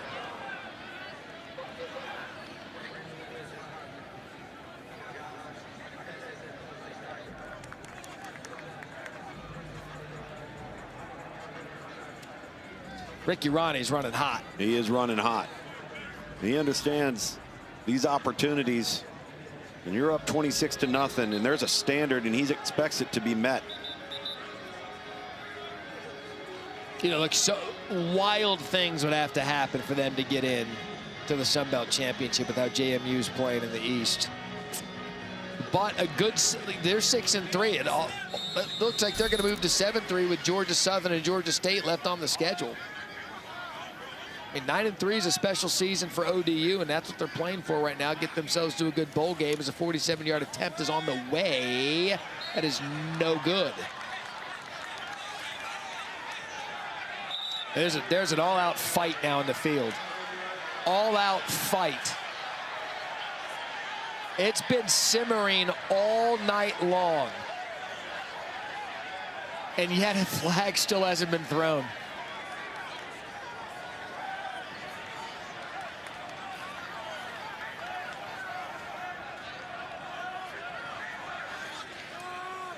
So tempers have been flaring all night long.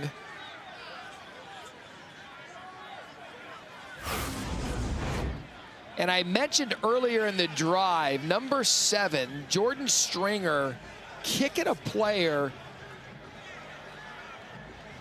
throwing him late, maybe stepped over him a little bit more than kicked him. But after every play, there's been words exchanged every single time. When you got a helmet coming off there of an ODU player, so he's going to have to come off.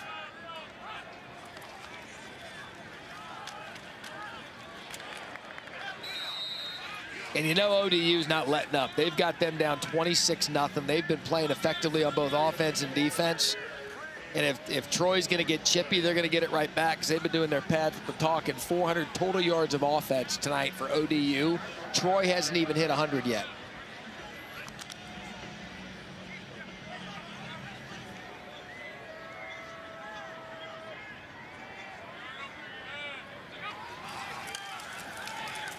Crowder. Can they get a big play downfield? Some contact, nothing called, intended for Roman Mothershed. And more pushing and shoving and a flag down. Yeah, at some point or another, if this is going to continue, you're going to have to start throwing some flags as a deterrent to get it to stop. Incomplete pass. After the play, personal foul. Unnecessary roughness.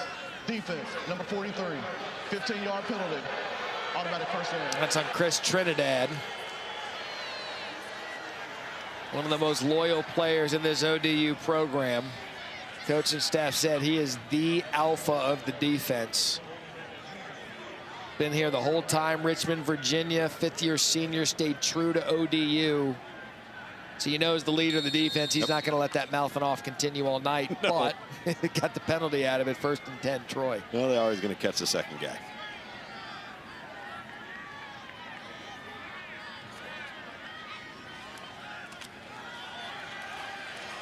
Crowder drops the ball, falls on it.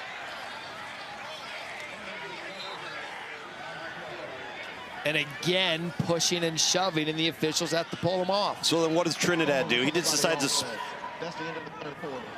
to split a double team between the right tackle and the right guard because now he's been out of shape. Chases down the ball carrier, and Crowder fumbles the ball. This thing is teetering in Norfolk. The home team having their way.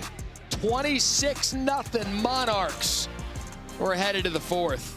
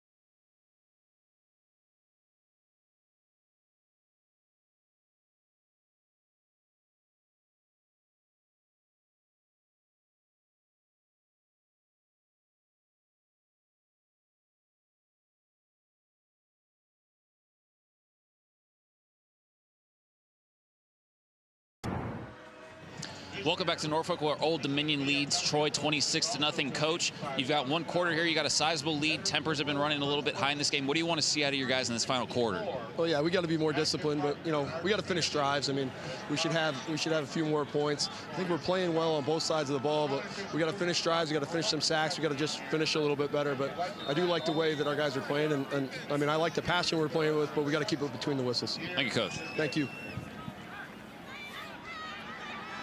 That's a good answer there from the coach. First screen of the night we've seen from Troy.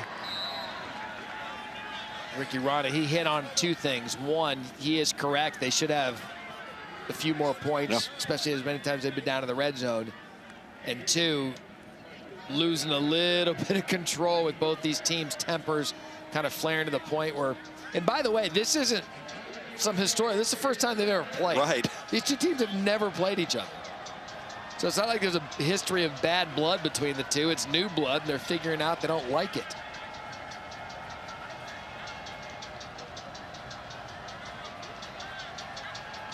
Here comes the blitz. Crowder, back foot, incomplete.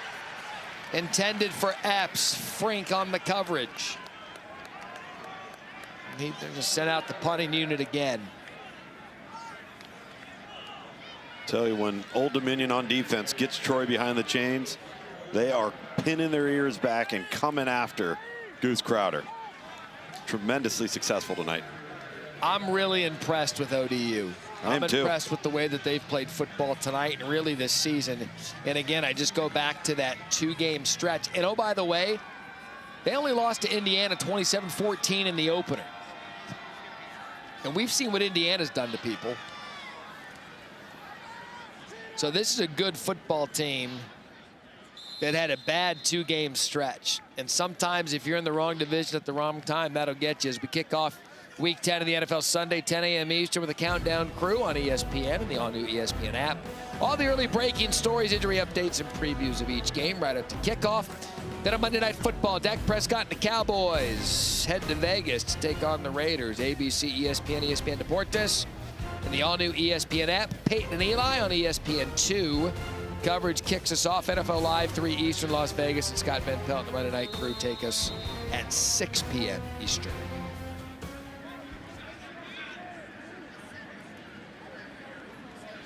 So ball spotted at the 10-yard line for ODU, up 26-0, in control. And they've done it all night, keeping it on the ground, and that's Traquan Jones, tackled by Joe Lott. Rushing statistics, 253 yards for ODU, just 22 for Troy. Joseph looks to throw, and he's going to wisely go down. So right now, the defense for the Monarchs, what's at stake for them? A shutout and potentially keeping a team under 100 yards total offense. It's been a Herculean effort, and it's been created by the front and the chaos that's been nonstop from the first snap all the way through to this fourth quarter. And I don't think anything should be taken away from the Troy defense either. They've been put in a tough position all night with the offense unable to move the ball. Yeah, and they've hung in there, particularly in the red area. They've been on the field a lot. Third down. Joseph, shovel pass up the middle, kind of led him too much, and gravity took him down. That was Jones. So fourth down, ODU's going to punt it. So a quick possession for Old Dominion. They'll finish their season with Georgia Southern and Georgia State. What could be a really, really good football season with Colton Joseph, he's a redshirt sophomore. Devin Roche, redshirt sophomore. Trey Brown, Ja'Cory Thomas, they're all in line to come back. Is Peyton Higgins now. Fair catches it. That's going to be catch, kick, interference. Catravian Hargrove is going to be flagged.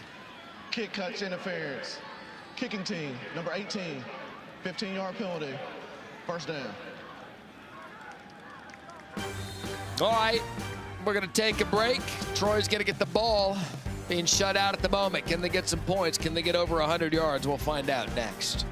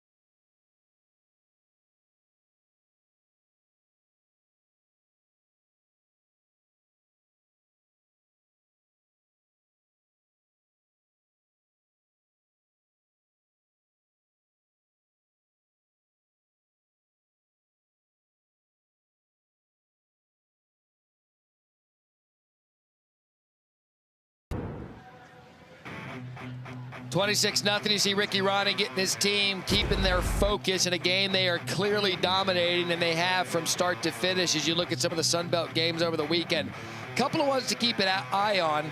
App State, JMU, 3:30 Eastern. Southern Miss, again, they're in control in the Sun Belt West, but what about the job Tim Beck has done this year at Coastal Carolina? False start. Offense, number 85. 5-yard penalty. First down. I mean, it looked like it was going to be a tough season out there in Conway. And Beck has done a fantastic job with Coastal Carolina this year. Has them playing some really good football. So now 1st and 15. Play fake on the end around. Crowder player wide open. That's Mothershed. And that'll take him over 100 yards of offense for the night. So check 1 for them. Now check 2 will be ending the shutouts at a gain of 23.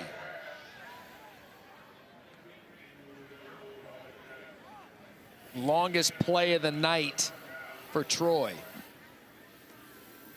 Once again, Goose Crowder under duress, having to do everything he can just to get out of the pocket and find a viable target. It's our first red zone possession of the night.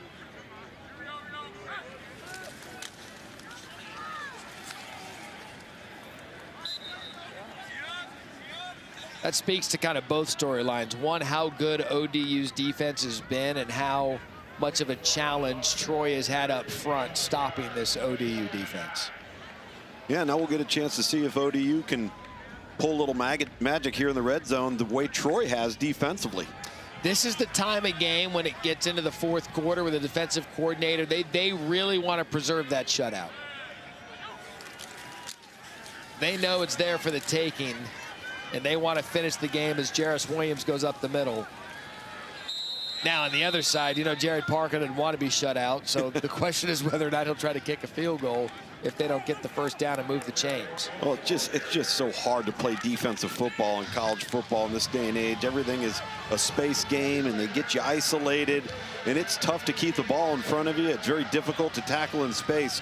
So to be in this position to try to preserve a shutout is very, very rare. See, last night, UMass was down 45-0. Yeah. They kicked the field goal. And shot fireworks. Fired pyro. 3rd and short to the end zone. One-on-one coverage. Incomplete. That was intended for Ra Thomas. So what does Jared Parker do?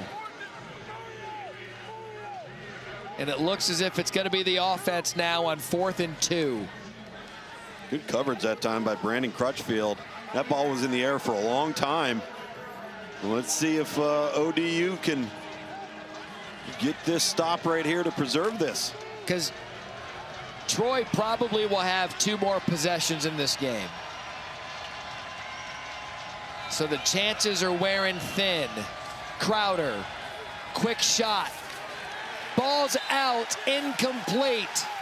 ODU remains perfect on defense as Easterly covered Jackson Worley.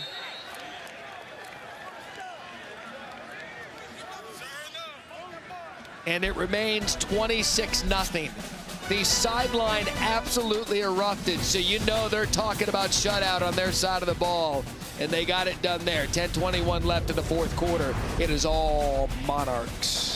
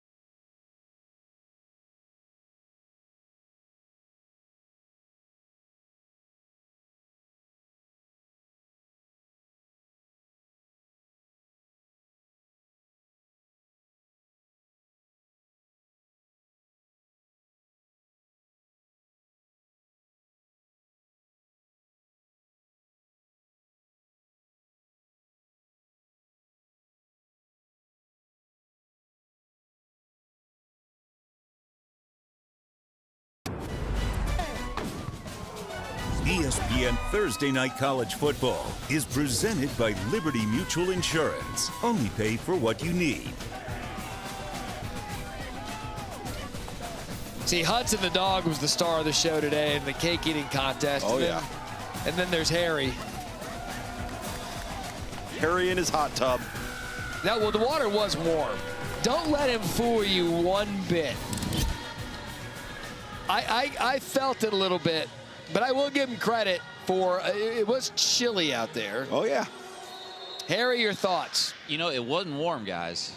And you got to give the people what they want. Which is? Me. Oh, man.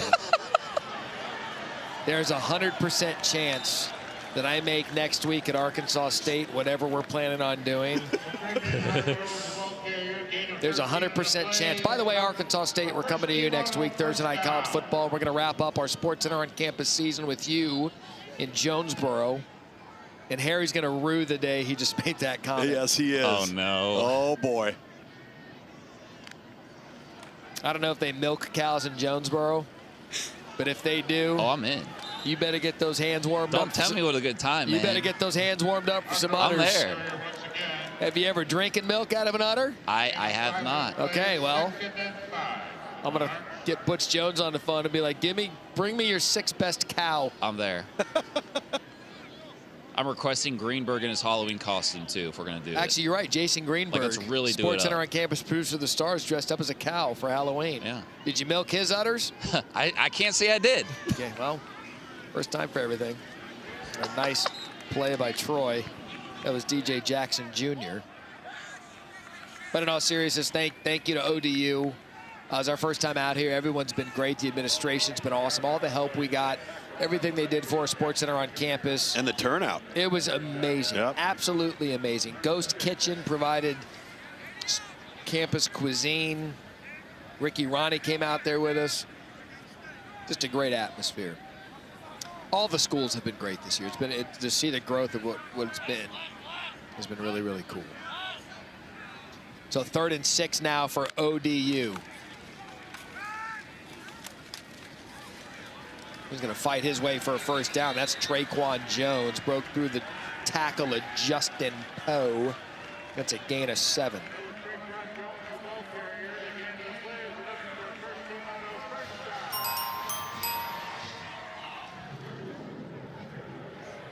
Just for those keeping score at home, the past 2 weeks, Harry's done pull-ups with a short sleeve shirt and then went shirtless today in the dunk tank. Is he going to wear pants next week? Dealer's choice. I guess we'll find out. Untouched. Traquan. Touchdown.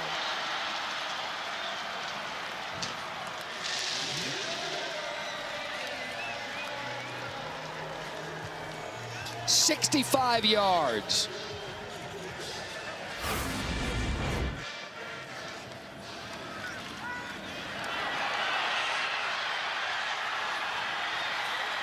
How about that? Well, this has been the game plan all night long, and that is to run the football, both with the tailbacks and with the quarterback, Colton Joseph. And credit this offensive line tonight. Ricky Ronnie's group up front. As you referenced early, all 5 starters have started every single game this season. With that run, ODU has 342 yards rushing. It has been the Monarchs from start to finish. In fact, by the end of this game, Troy's going to have to call him Your Grace.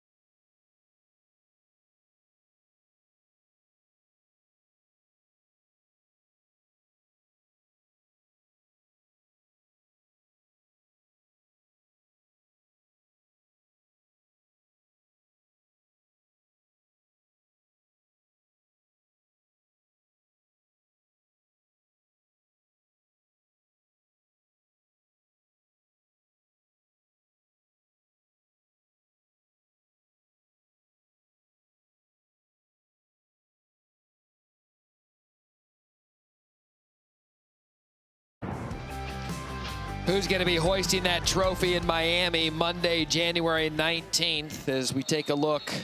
33-0 ODU. What is that? You know what that is? I think he's a gorilla. You do? Yeah. Think it's warm in there? Warmer than it is for Harry. Some space on the kick return. 33-0 Old Dominion. That was Peyton Higgins on the kick returns. We take a look at this week's college football playoff rankings brought to you by Goodyear. No drama in the top 5 remain the same. Texas Tech moves up. BYU moves down.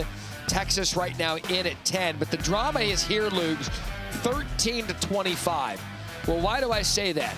Because the ACC is an absolute mess, starting with Miami at 15. They're the highest ranked ACC team, and they're probably not going to play for the conference championship. And then you've got all this other clutter, and you got South Florida as the group of 5 at 7-2.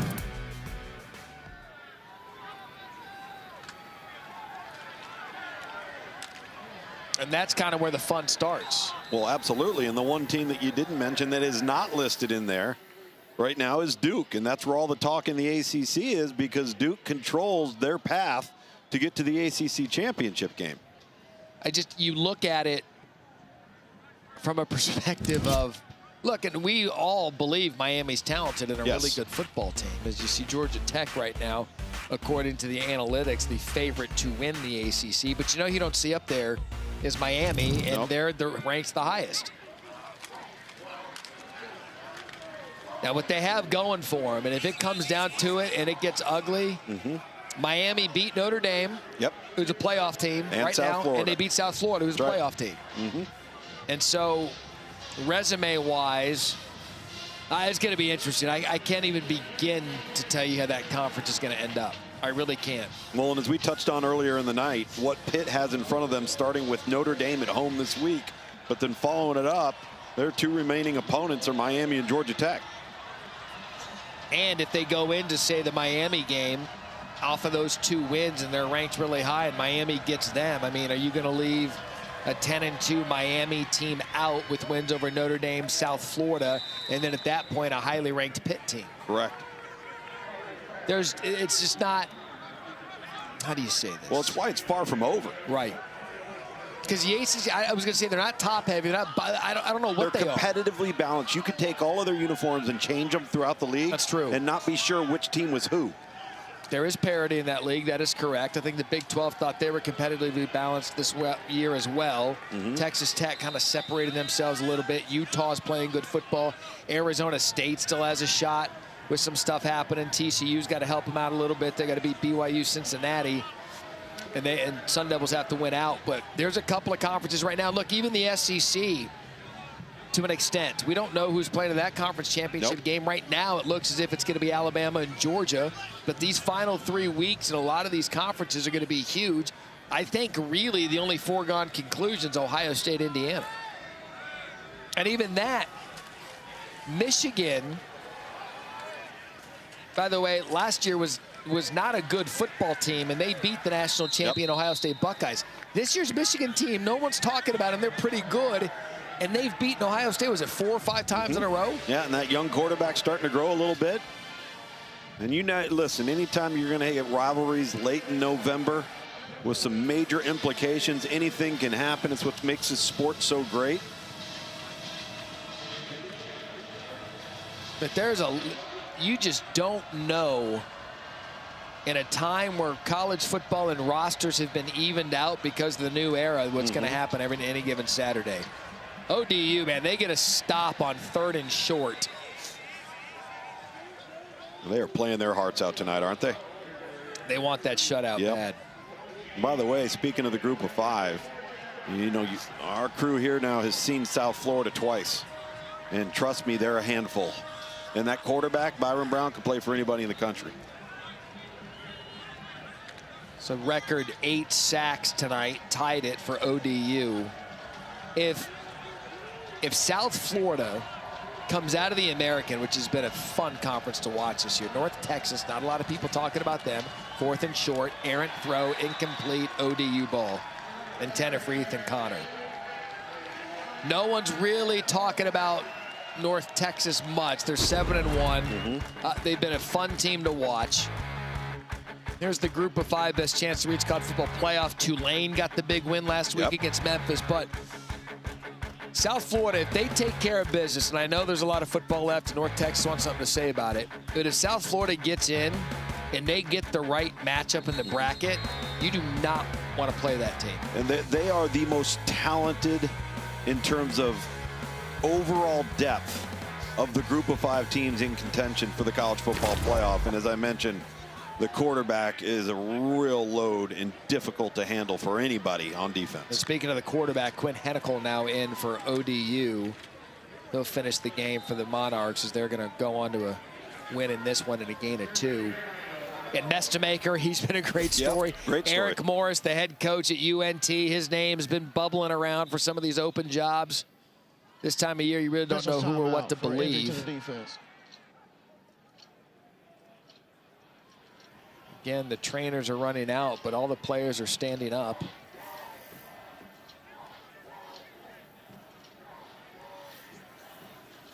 That's Jamel Filsamy. He's going to come off the field.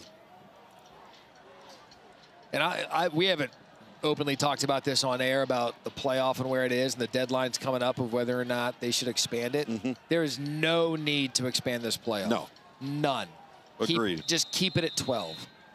Because there's still some effort it takes to get in. You start opening this up even more. And look, if we're being really honest with each other, how many teams do you think are capable of winning the national championship? Yeah, outside of, what, 4 to 5 teams at the end that are going to still be standing because of how they're built and their positional depth of talent. That's right. And elite level play, particularly up front and at quarterback. That is a gauntlet to get through. Yeah, I just don't know that we need to open it up anymore. We're only in year 2 of 12. Let's let this thing cook a little bit, see kind of how it manifests itself over the next couple of years. So 2nd and 8. Gonna run up the middle. That was Bull Hargrove. 4 more yards, and ODU is touching 500 on the night. Again, total yards, they're 2nd in the Sun Belt, coming in at 451, so they're well over that average tonight.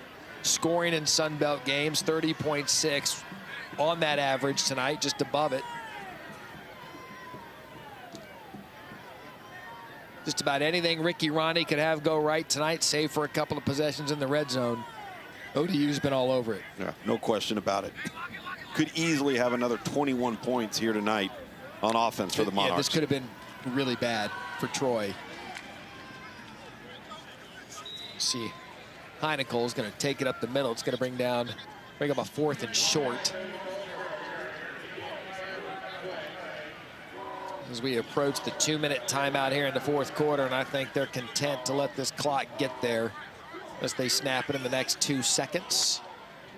And they're not going to, so that'll be the 2-minute timeout here in the 4th quarter.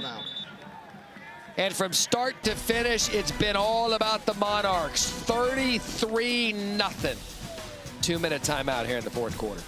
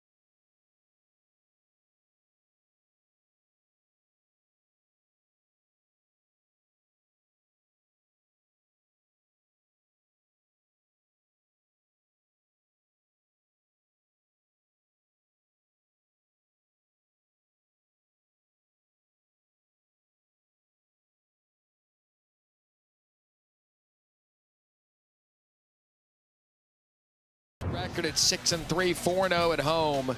They found a way to win those close games. They're going to move to 7-3 tonight with 2 to play. Georgia Southern and Georgia State.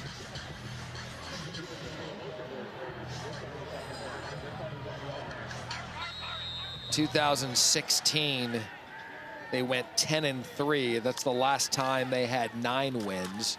And on 4th down, they're going to be held short. So they're trying to do something they haven't done in nearly a decade.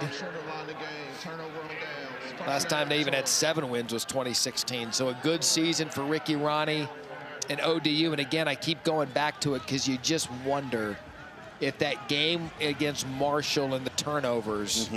And JMU for that matter. I know. And but I guess my point is that it started with Marshall. Yeah. And you wonder if that had a lingering effect. Because again, 9 turnovers in those 2 games. And that offense for ODU was hoping to really get that fresh set of downs right there on that 4th down conversion attempt. And now the defense is going to have to do it one more time. So the night for Goose is over. Jack James now the quarterback, and they're going to be content keeping it on the ground. The book closed for Colton Joseph, 3 total touchdowns. And after the conclusion of tonight's game, Trevor Scales and David Lloyd are going to take you through the day's top stories, news, and highlights. If they have a highlight of this game, they should show Colton Joseph. Devin Roche, 16 carries, 145 yards. On the ground tonight, ODU had 351 yards rushing, a season high for them.